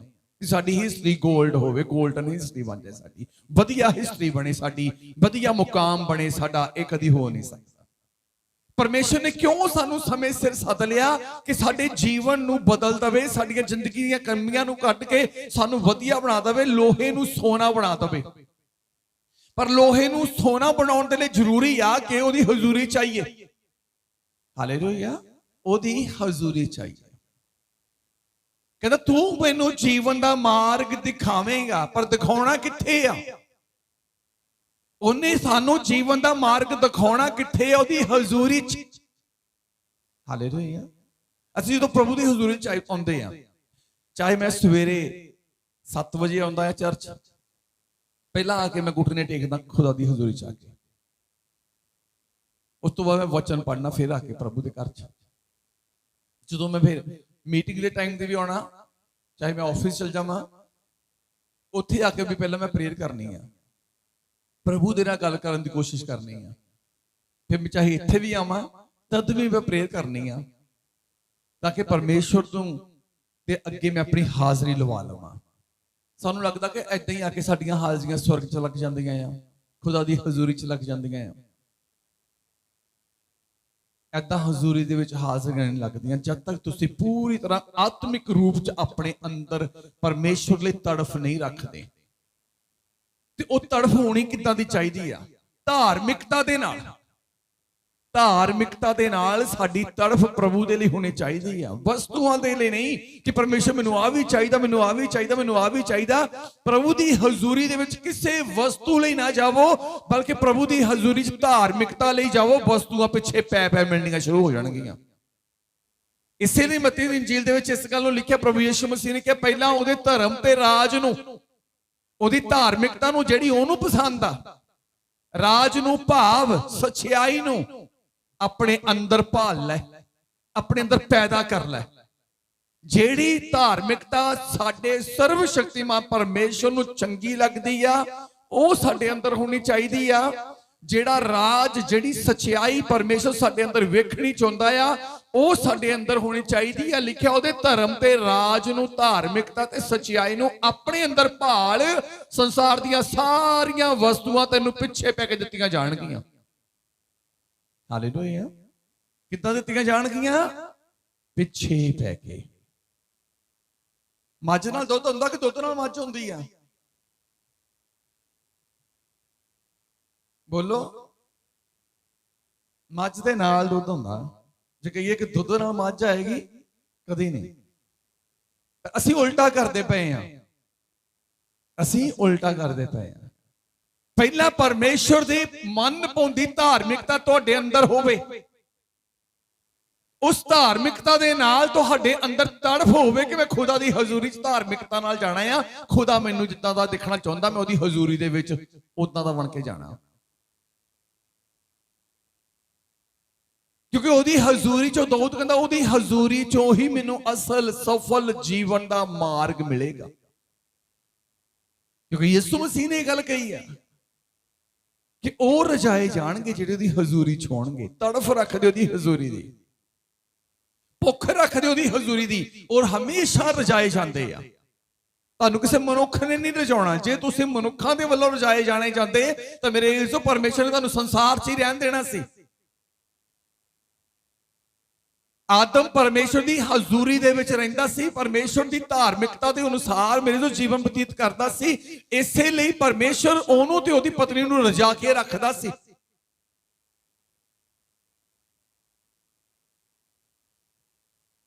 ਪਰ ਜਦੋਂ ਉਹਨੇ ਮੇਰੇ ਜੋ ਪਰਮੇਸ਼ਰ ਦੇ ਮਨ ਭਾਉਂਦੀ ਧਾਰਮਿਕਤਾ ਨੂੰ ਛੱਡ ਦਿੱਤਾ, ਤੇ ਪਰਮੇਸ਼ਰ ਨੇ ਫਿਰ ਉਹਨੂੰ ਕਿਹਾ, ਕਹਿੰਦਾ ਹੁਣ ਤੈਨੂੰ ਮਰਨਾ ਪੈਣਾ। ਦੂਜੀ ਗੱਲ ਇਹ ਆ ਕਿ ਤੂੰ ਮੂੰਹ ਦੇ ਮੁੜ ਕੇ ਨਾਲ ਰੋਟੀ ਖਾਏਂਗਾ। ਮੂੰਹ ਦੇ ਮੁੜਕੇ ਦੇ ਨਾਲ ਰੋਟੀ ਖਾਏਗਾ। ਮੂੰਹ ਤੇ ਮੁੜ ਕੇ ਨਾਲ ਰੋਟੀ ਖਾਏਗਾ, ਸਖਤ ਮਿਹਨਤ ਨਾਲ ਰੱਜੇਗਾ, ਫਿਰ ਵੀ ਨਹੀਂ। ਤੇ ਅੱਜ ਜਿਹੜੇ ਪਰਮੇਸ਼ਰ ਦੀ ਹਜ਼ੂਰੀ ਦੇ ਲਈ ਚਾਹਤ ਨਹੀਂ ਰੱਖਦੇ, ਉਹ ਰੱਜਦੇ ਹੀ ਨਹੀਂ ਆ। ਕੋਈ ਨਹੀਂ ਇੱਥੇ ਇਦਾਂ ਦਾ ਹੋਣਾ ਜਿਹੜਾ ਕਹਿੰਦਾ ਜੀ ਮੈਂ ਆਪਣੇ ਜੀਵਨ 'ਚ ਤ੍ਰਿਪਤ ਹਾਂ, ਠੀਕ ਹਾਂ, ਬਹੁਤ ਵਧੀਆ, ਮੇਰੀ ਜ਼ਿੰਦਗੀ 'ਚ ਸਕੂਨ ਆ, ਮੇਰੇ ਘਰ 'ਚ ਸਕੂਨ ਆ, ਮੇਰੀ ਜ਼ਿੰਦਗੀ 'ਚ ਸ਼ਾਂਤੀ ਆ। ਕੋਈ ਹੈਗਾ ਇਦਾਂ ਦਾ? ਸੋਚ ਸਮਝ ਕੇ ਹੱਥ ਖੜਾ ਕਰਕੇ ਦਿਖਾ ਦਿਓ। ਇੱਕ ਹੀ ਹੱਥ ਖੜਾ ਹੋਇਆ। ਨਹੀਂ ਨਹੀਂ ਨਹੀਂ ਨਹੀਂ ਨਹੀਂ ਨਾ ਨਾ ਨਾ, ਇਹ ਝੂਠੇ ਹੱਥ ਆ। ਬਾਅਦ 'ਚ ਇਹ ਝੂਠੇ ਹੱਥ ਆ। ਸੋਚੋ ਕਿਉਂ ਮੈਂ ਗੱਲ ਕਹੀ ਆ। ਪੂਰੀ ਦਿਨਚਰਿਆ ਨੂੰ ਯਾਦ ਰੱਖੋ। ਸਾਰਾ ਦਿਨ ਦੌੜ ਭੱਜ ਦੌੜ ਭੱਜ ਦੌੜ ਭੱਜ, ਪ੍ਰਭੂ ਦੀ ਹਜ਼ੂਰੀ ਲਈ ਚਾਹਤ ਕਿੱਥੇ ਆ? ਕਿੱਥੇ ਆ ਚਾਹਤ? ਹਾਲੇਲੂਇਆ। ਇਸੇ ਲਈ ਅਜੇ ਤੱਕ ਅਸੀਂ ਰੱਜੇ ਨਹੀਂ ਆ, ਕਿਉਂਕਿ ਸਾਡਾ ਰਜਾਉਣ ਵਾਲਾ ਸਾਡੇ ਕੋਲ ਨਹੀਂ ਆ। ਸਾਡਾ ਰਜਾਉਣ ਵਾਲਾ ਕਿੱਥੇ ਆ? ਉਹ ਆਪਣੀ ਹਜ਼ੂਰੀ 'ਚ ਆ। ਉਹਦੀ ਹਜ਼ੂਰੀ 'ਚ ਹੋਣਾ ਪੈਣਾ। ਤੁਸੀਂ ਕਹਿੰਦੇ ਅਸੀਂ ਘਰ ਬੈਠ ਕੇ ਹਜ਼ੂਰੀ ਲੈ ਆਵਾਂਗੇ, ਤਾਂ ਮੇਰੇ ਜੋ ਫਿਰ ਪਰਮੇਸ਼ਰ ਨੂੰ ਭਵਨ ਦੀ ਕੀ ਲੋੜ ਆ? ਫਿਰ ਪਰਮੇਸ਼ਰ ਨੂੰ ਭਵਨਾਂ ਦੀ ਕੀ ਲੋੜ ਆ ਕਿ ਭਵਨ ਬਣਾ ਕੇ ਤਾਂ ਉੱਥੇ ਇਕੱਠੇ ਹੋਵੋ। ਫਿਰ ਪਰਮੇਸ਼ਰ ਨੇ ਮੇਰੇ ਜੋ 7ਵੇਂ ਦਿਨ ਨੂੰ ਅਹਿਮੀਅਤ ਕਿਉਂ ਦਿੱਤੀ ਆ? ਤਾਂ ਕਿ ਉੱਥੋਂ ਸਾਨੂੰ ਆਰਾਮ ਮਿਲੇ। ਕਿੱਦਾਂ ਦਾ ਰਜਾਉਂਦਾ ਆ? ਪ੍ਰਭੂ ਦੀ ਹਜ਼ੂਰੀ ਦੀ ਤੜਫ ਰੱਖਣ ਵਾਲੇ ਨੂੰ, ਭੁੱਖ ਰੱਖਣ ਵਾਲੇ ਨੂੰ ਪਰਮੇਸ਼ਰ ਕਿੱਦਾਂ ਦਾ ਰਜਾਉਂਦਾ ਆ? ਬਾਈਬਲ ਦੇ ਵਿੱਚੋਂ ਪੜ੍ਹਦੇ ਹਾਂ ਅਸੀਂ ਜ਼ਬੂਰਾਂ ਦੀ ਕਿਤਾਬ ਦੇ ਵਿੱਚ 34 ਅਧਿਆਇ ਉਹਦੀ 10 ਆਇਤ। ਪ੍ਰਭੂ ਦਾ ਦਾਸ ਦਾਊਦ ਬਿਆਨ ਕਰਦਾ 34 ਅਧਿਆਇ ਉਹਦੀ 10 ਆਇਤ। ਸ਼ੇਰ ਬੱਚਿਆਂ ਨੂੰ ਘਾਟਾ ਪੈਂਦਾ ਅਤੇ ਭੁੱਖ ਲੱਗਦੀ ਹੈ। ਹਾਂ, ਨਾਲ ਹੀ ਹਿੰਦੀ ਪੜਿਓ ਇੱਕ ਵਾਰੀ। ਸ਼ੇਰ ਬੱਚਿਆਂ ਨੂੰ ਘਾਟਾ ਪੈਂਦਾ ਤੇ ਭੁੱਖ ਲੱਗਦੀ ਹੈ। जवान सिंहों को तो गटी होती और वे भूखे भी रह जाते हैं, परंतु यहोवा के खोजियों को किसी बली वस्तु की गटी ना होगी। यहोवा के खोजियों को, परमेश्वर ਦੀ ਹਜ਼ੂਰੀ ਨੂੰ ਭਾਲਣ ਵਾਲਿਆਂ ਨੂੰ, ਇੱਥੇ ਸਾਫ਼ ਲਿਖਿਆ ਕਿ ਜਿਹੜੇ ਪਰਮੇਸ਼ਵਰ ਦੀ ਹਜ਼ੂਰੀ ਨੂੰ ਭਾਲਦੇ ਨੇ ਉਹਨਾਂ ਨੂੰ ਕਿਸੇ ਵੀ ਚੰਗੀ ਵਸਤ ਦੀ ਘਾਟ ਨਹੀਂ ਹੋਵੇਗੀ। ਸ਼ੇਰ ਬੱਚਿਆਂ ਨੂੰ ਘਾਟਾ ਹੋ ਸਕਦਾ ਆ, ਤੇ ਸ਼ੇਰ ਜੰਗਲ ਦਾ ਰਾਜਾ ਆ ਤੇ ਉਹਦੇ ਬੱਚੇ ਰਾਜਕੁਮਾਰ ਆ। ਹੁਣ ਅਸੀਂ ਦੁਨਿਆਵੀ ਰੂਪ ਦੇ ਵਿੱਚ ਵੇਖਦੇ ਆ, ਜੇ ਉਹ ਸ਼ੇਰ ਰਾਜਾ ਆ ਤੇ ਇੱਥੇ ਵੀ ਦੁਨੀਆ 'ਚ ਰਾਜੇ ਆ। ਪਰਮੇਸ਼ਵਰ ਸੰਸਾਰਿਕ ਰੂਪ ਦੇ ਵਿੱਚ ਗੱਲ ਕਰ ਰਿਹਾ ਆ। ਸੰਸਾਰ ਇੱਕ ਜੰਗਲ ਆ, ਸੰਸਾਰ ਇੱਕ ਜੰਗਲ ਦੀ ਨਿਆਈ ਆ ਤੇ ਸੰਸਾਰਿਕ ਰਾਜਿਆਂ ਨੂੰ ਤੇ ਉਹਦੇ ਬੱਚਿਆਂ ਨੂੰ ਘਾਟਾ ਹੋ ਸਕਦਾ ਆ, ਉਹ ਕਿਤੇ ਭੁੱਖੇ ਰਹਿ ਸਕਦੇ ਆ। ਪਰ ਦਾਊਦ ਨੇ ਗੱਲ ਆਖੀ ਹੈ ਕਿ ਜਿਹੜੇ ਪਰਮੇਸ਼ਵਰ ਦੇ ਖੋਜੀ ਨੇ, ਪ੍ਰਭੂ ਦੀ ਹਜ਼ੂਰੀ ਨੂੰ ਭਾਲਣ ਵਾਲੇ, ਪ੍ਰਭੂ ਦੀ ਹਜ਼ੂਰੀ ਦੇ ਲਈ ਤੜਫ ਰੱਖਣ ਵਾਲੇ ਜਿਹੜੇ ਨੇ, ਕਹਿੰਦਾ ਉਹਨਾਂ ਨੂੰ ਕਦੇ ਵੀ ਚੰਗੀ ਵਸਤ ਦੀ ਥੋੜ ਨਹੀਂ ਹੋਵੇਗੀ, ਚੰਗੀ ਵਸਤ ਦੀ ਘਾਟ ਨਹੀਂ ਹੋਵੇਗੀ। ਦੁਨੀਆ ਉੱਤੇ ਰਾਜੇ ਭੁੱਖੇ ਰਹਿ ਸਕਦੇ ਨੇ, ਰਾਜਿਆਂ ਨੂੰ ਤੋੜ ਆ ਸਕਦੀ ਆ, ਲੇਕਿਨ ਪਰਮੇਸ਼ਰ ਦੀ ਹਜ਼ੂਰੀ ਦੀ ਚਾਹਤ ਰੱਖਣ ਵਾਲੇ ਇਨਸਾਨ ਦੇ ਜ਼ਿੰਦਗੀ ਦੇ ਵਿੱਚ ਕਦੇ ਵੀ ਕੋਈ ਘਾਟ, ਕਦੇ ਵੀ ਕੋਈ ਥੋੜ ਨਹੀਂ ਹੋਵੇਗੀ। ਸਭ ਤੋਂ ਵੱਡਾ ਉਹਦੀ ਜ਼ਿੰਦਗੀ 'ਚ ਸਬਰ ਹੋਵੇਗਾ। ਹਾਲੇਲੂਇਆ। ਸਭ ਤੋਂ ਵੱਡਾ ਉਹਦੀ ਜ਼ਿੰਦਗੀ 'ਚ ਸਬਰ ਹੋਵੇਗਾ। ਤੇ ਪ੍ਰਭੂ ਦੀ ਹਜ਼ੂਰੀ ਦਾ ਇੱਕ ਸਮਾਂ ਵੀ ਆ, ਪ੍ਰਭੂ ਦੀ ਹਜ਼ੂਰੀ ਦਾ ਇੱਕ ਸਮਾਂ ਵੀ ਆ, ਕਿਉਂਕਿ ਬਾਈਬਲ ਜਦੋਂ ਅਸੀਂ ਪੜ੍ਹਦੇ ਆ ਸੰਤ ਸੁਲੇਮਾਨ ਨੂੰ, ਉਹਨੇ ਸਮਿਆਂ ਦੀ ਗੱਲ ਕੀਤੀ ਉਪਦੇਸ਼ਕ ਦੇ ਵਿੱਚ ਕਿ ਹਰੇਕ ਕੰਮ ਦਾ ਇੱਕ ਸਮਾਂ ਆ, ਹਰੇਕ ਕੰਮ ਦਾ ਇੱਕ ਸਮਾਂ ਆ। ਕਈ ਵਾਰ ਅਸੀਂ ਸਮਾਂ ਖੁੰਝਾ ਦਿੰਨੇ ਆ, ਕਈ ਵਾਰ ਸਮਾਂ ਖੁੰਝਾ ਦਿੰਨੇ ਆ। ਬੜੇ ਬੜੇ ਕੋਰਸਾਂ ਦੇ ਵਾਸਤੇ ਜਦੋਂ ਇੰਟਰ ਟੈਸਟ ਹੁੰਦੇ ਆ, ਅਸੀਂ 2-2 3-3 4-4 ਮਹੀਨੇ ਪਹਿਲਾਂ ਹੀ ਫਾਰਮ ਫਿਲ ਕਰਦੇ ਆ, ਉਹਦੀਆਂ ਫੀਸਾਂ ਜਮ੍ਹਾਂ ਕਰਾ ਦਿੰਨੇ ਆ, ਫਿਰ ਰੋਲ ਨੰਬਰ ਹੁੰਦਾ, ਫਿਰ ਰੋਲ ਨੰਬਰ ਹੁੰਦਾ। ਰੋਲ ਨੰਬਰ ਸਲਿੱਪ ਦੇ ਉੱਤੇ ਤੁਹਾਨੂੰ ਸੈਂਟਰ ਵੀ ਆਵੇਗਾ ਕਿ ਫਲਾਨਾ ਸੈਂਟਰ, ਫਲਾਨਾ ਸ਼ਹਿਰ, ਫਲਾਨਾ ਥਾਂ, ਇਦਾਂ ਹੀ ਹੁੰਦੀ ਆ। ਉਹਦੇ ਉੱਤੇ ਸਮਾਂ ਵੀ ਦਿੱਤਾ ਹੁੰਦਾ, ਕਿੰਨੇ ਤੋਂ ਕਿੰਨੇ ਵਜੇ ਤੱਕ ਇਹ ਪੇਪਰ ਹੋਣਾ। ਤੇ ਜੇ ਇੱਕ ਬੱਚਾ ਜਿਹਦੇ ਕੋਲ ਸਲਿੱਪ ਵੀ, ਰੋਲ ਨੰਬਰ ਵੀ ਆ, ਟਾਈਮ ਟੇਬਲ ਵੀ ਆ, ਉਹਦੇ ਕੋਲ ਉਹਦਾ ਐਡਰੈਸ ਵੀ ਹੈਗਾ ਆ, ਜੇ ਉਹ ਅੱਧਾ ਘੰਟਾ ਲੇਟ ਜਾਵੇ ਐਂਟਰੀ ਹੋਵੇਗੀ? ਜਿਹੜੇ ਕਹਿੰਦੇ ਹੋਵੇਗੀ ਹੱਥ ਖੜਾ ਕਰੋ। ਜੇ ਉਹ ਬੱਚਾ ਅੱਧਾ ਘੰਟਾ ਲੇਟ ਹੋ ਜਾਏ, ਸਭ ਕੁਝ ਉਹਦੇ ਕੋਲ ਆ, ਰੋਲ ਨੰਬਰ ਸਲਿੱਪ ਵੀ ਆ, ਪਾਸ ਵੀ ਆ, ਹਰ ਇੱਕ ਚੀਜ਼ ਉਹਦੇ ਕੋਲ ਆ, ਮੇਰੇ ਤੋਂ ਪੜ੍ਹਿਆ ਵੀ ਬਹੁਤ ਵਧੀਆ ਆ, ਸਟੱਡੀ ਵੀ ਉਹਨੇ ਪੂਰੀ ਕੀਤੀ ਆ, ਉਹਨੂੰ ਵਿਸ਼ਵਾਸ ਆ ਕਿ ਮੈਂ ਪਾਸ ਹੋਵਾਂਗਾ ਹੀ ਹੋਵਾਂਗਾ। ਜੇ ਉਹ ਉਸ ਸੈਂਟਰ 'ਚ ਅੱਧਾ ਘੰਟਾ ਲੇਟ ਜਾਵੇ, ਕੀ ਉਹਦੀ ਐਂਟਰੀ ਹੋ ਜਾਏਗੀ? ਜੇ ਐਂਟਰੀ ਨਹੀਂ ਹੋਵੇਗੀ ਤਾਂ ਪਾਸ ਹੋ ਜਾਏਗਾ? ਫਿਰ ਤੁਸੀਂ ਆਪਣੇ ਵੱਲ ਝਾਤ ਮਾਰੋ, ਤੁਸੀਂ ਕੀ ਕਰਦੇ ਆ? ਆਪਣੇ ਵੱਲ ਝਾਤ ਮਾਰੋ, ਤੁਸੀਂ ਕੀ ਕਰਦੇ ਆ? ਹਾਲੇਲੂਇਆ।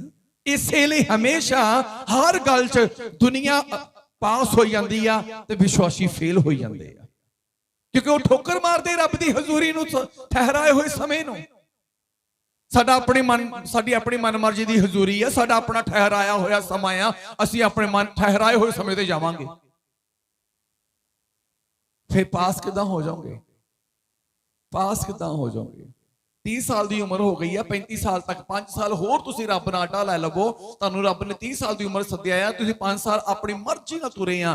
ਹੋਰ ਤੁਹਾਨੂੰ ਮੈਂ ਕਹਿੰਦਾ ਤੁਸੀਂ 40 ਸਾਲ ਦੀ ਉਮਰ ਤੱਕ ਤੁਸੀਂ ਆਟਾ ਲਈ ਜਾਓ, 45 ਸਾਲ ਦੀ ਉਮਰ ਤੱਕ ਆਟਾ ਲਈ ਜਾਓ ਕਿ ਨਹੀਂ ਕੋਈ ਗੱਲ ਨਹੀਂ, ਦੇਖਾਂਗੇ, ਆਪਣੀ ਮਰਜ਼ੀ ਨਾਲ ਜਾਣਾ, ਆਪਣੀ ਮਰਜ਼ੀ ਨਾਲ। ਮੈਂ ਕਹਿੰਦਾ 45 ਤੋਂ ਤੁਸੀਂ 95 ਸਾਲ ਦੀ ਉਮਰ ਤੱਕ ਏਦਾਂ ਹੀ ਹੋ ਜਾਓ। ਜੇ ਰੱਬ ਦੀ ਹਜ਼ੂਰੀ ਲਈ ਤੁਸੀਂ ਸੰਸੀਅਰ ਨਹੀਂ ਆ, ਰੱਬ ਦੀ ਹਜ਼ੂਰੀ ਦੇ ਲਈ ਤੁਹਾਡੇ ਅੰਦਰ ਤੜਫ ਨਹੀਂ ਆ, ਤੁਸੀਂ 95 ਸਾਲ ਦੀ ਉਮਰ 'ਚ ਵੀ ਮੇਰੇ ਜੋ 35 ਸਾਲ ਦੀ ਉਮਰ ਵਾਲੇ ਹੀ ਹੋਵੋਗੇ। 35 ਸਾਲ 'ਚ ਵੀ ਫੇਲ ਸੀ, 95 ਸਾਲ 'ਚ ਵੀ ਫੇਲ ਹੀ ਹੋਵੋਗੇ। ਹਾਲੇਲੂਇਆ। ਤਾੜੀ ਮਾਰਨ ਵਾਲੀ ਇੱਥੇ ਗੱਲ ਕੋਈ ਨਹੀਂ ਆ, ਨੋ, ਇਹ ਫੇਲ ਹੋਣ ਵਾਲੀ ਗੱਲ ਆ, ਇਹ ਫੇਲ ਹੋਣ ਵਾਲੀ ਗੱਲ ਆ। ਹਾਲੇਲੂਇਆ।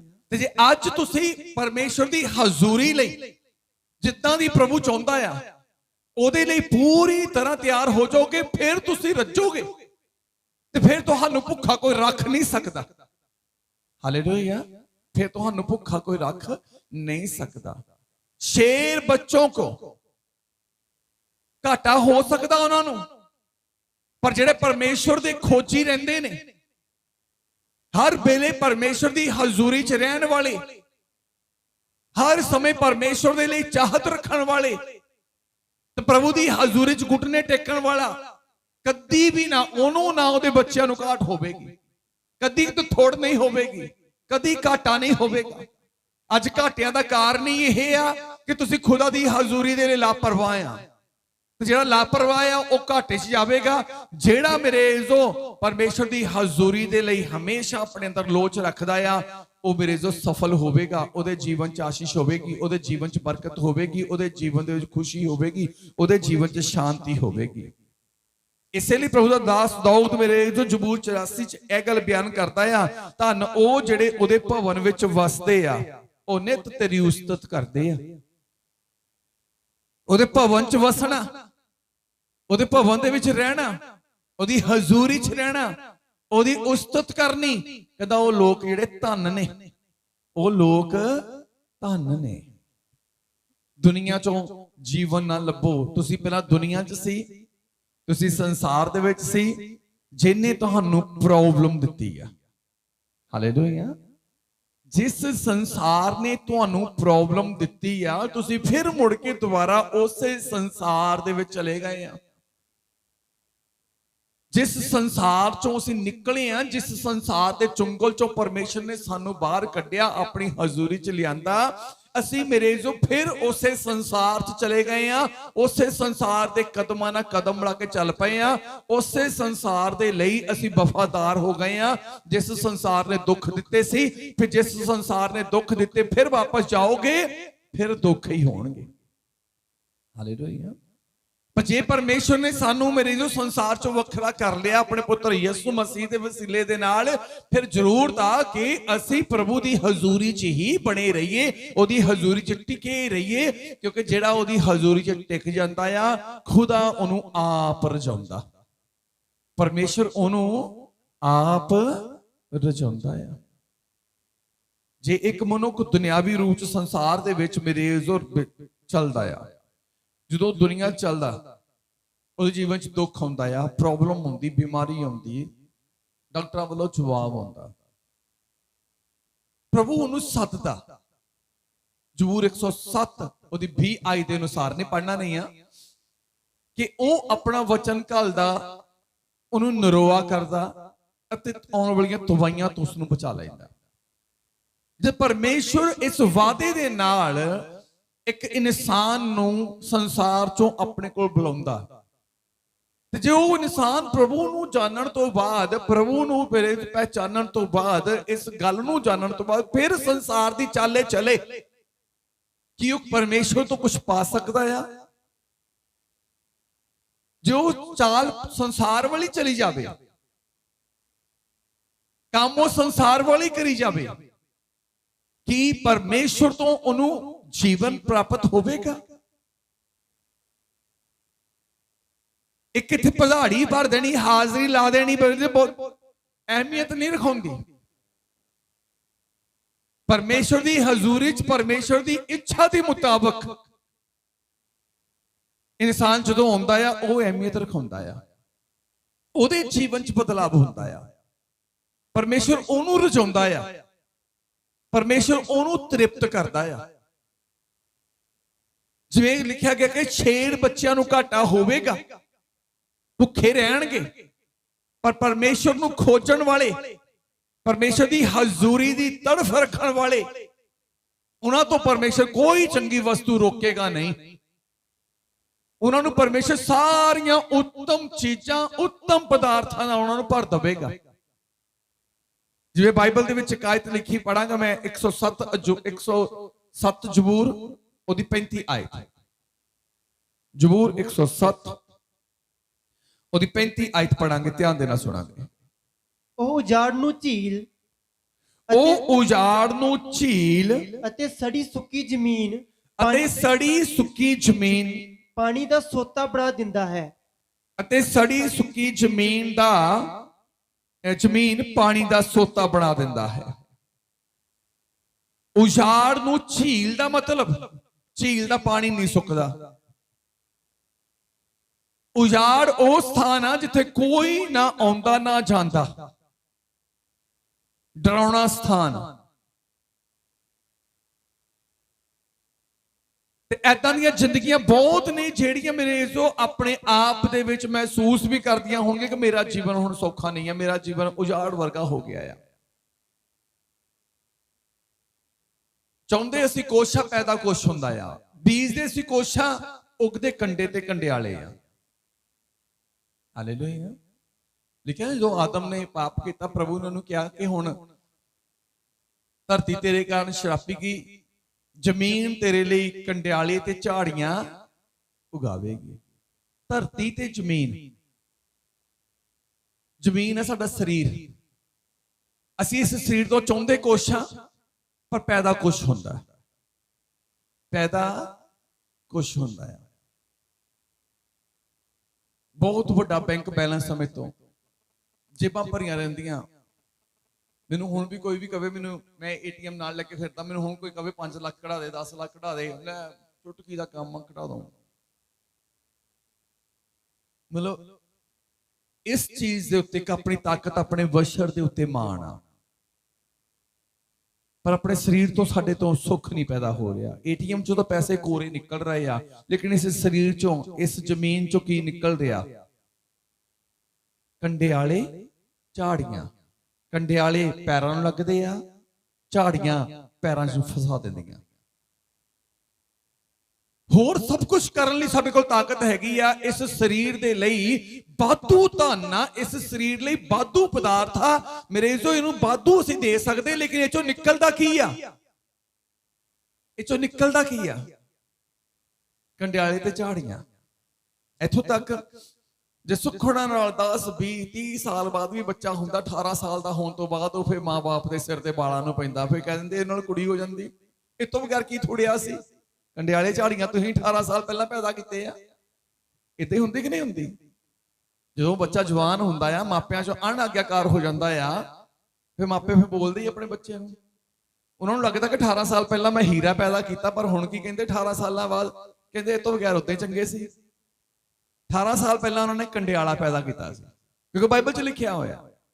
ਹਾਲੇਲੂਇਆ, ਬਾਈਬਲ 'ਚ ਲਿਖਿਆ ਹੋਇਆ। ਏਦਾਂ ਹੀ ਜਿਸ ਸਰੀਰ ਨੂੰ ਅਸੀਂ ਪੈਸੇ ਨਾਲ ਪਾਲਦੇ ਆ, ਰੋਟੀਆਂ ਨਾਲ ਪਾਲਦੇ ਆ, ਧਨ ਪਦਾਰਥਾਂ ਨਾਲ ਪਾਲਦੇ ਆ, ਮੇਰੇ ਜੋ ਕਿੰਨੇ ਵਧੀਆ ਚੀਜ਼ਾਂ ਦੇ ਨੇ ਇਸ ਸਰੀਰ ਨੂੰ ਪਾਲਦੇ ਆ, ਪਰ ਇਹ ਚੋਂ ਨਿਕਲਦਾ ਕੀ ਆ?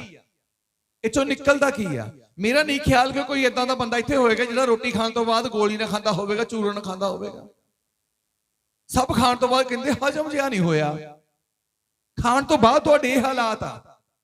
ਇਦਾਂ ਹੀ ਆ, ਖਾਣ ਤੋਂ ਬਾਅਦ ਵੀ ਕਹਿੰਦੇ ਆ ਕਿ ਹਜਮ ਨਹੀਂ ਹੋਇਆਗਾ, ਠੀਕ ਨਹੀਂ ਆ। ਕਿਉਂ?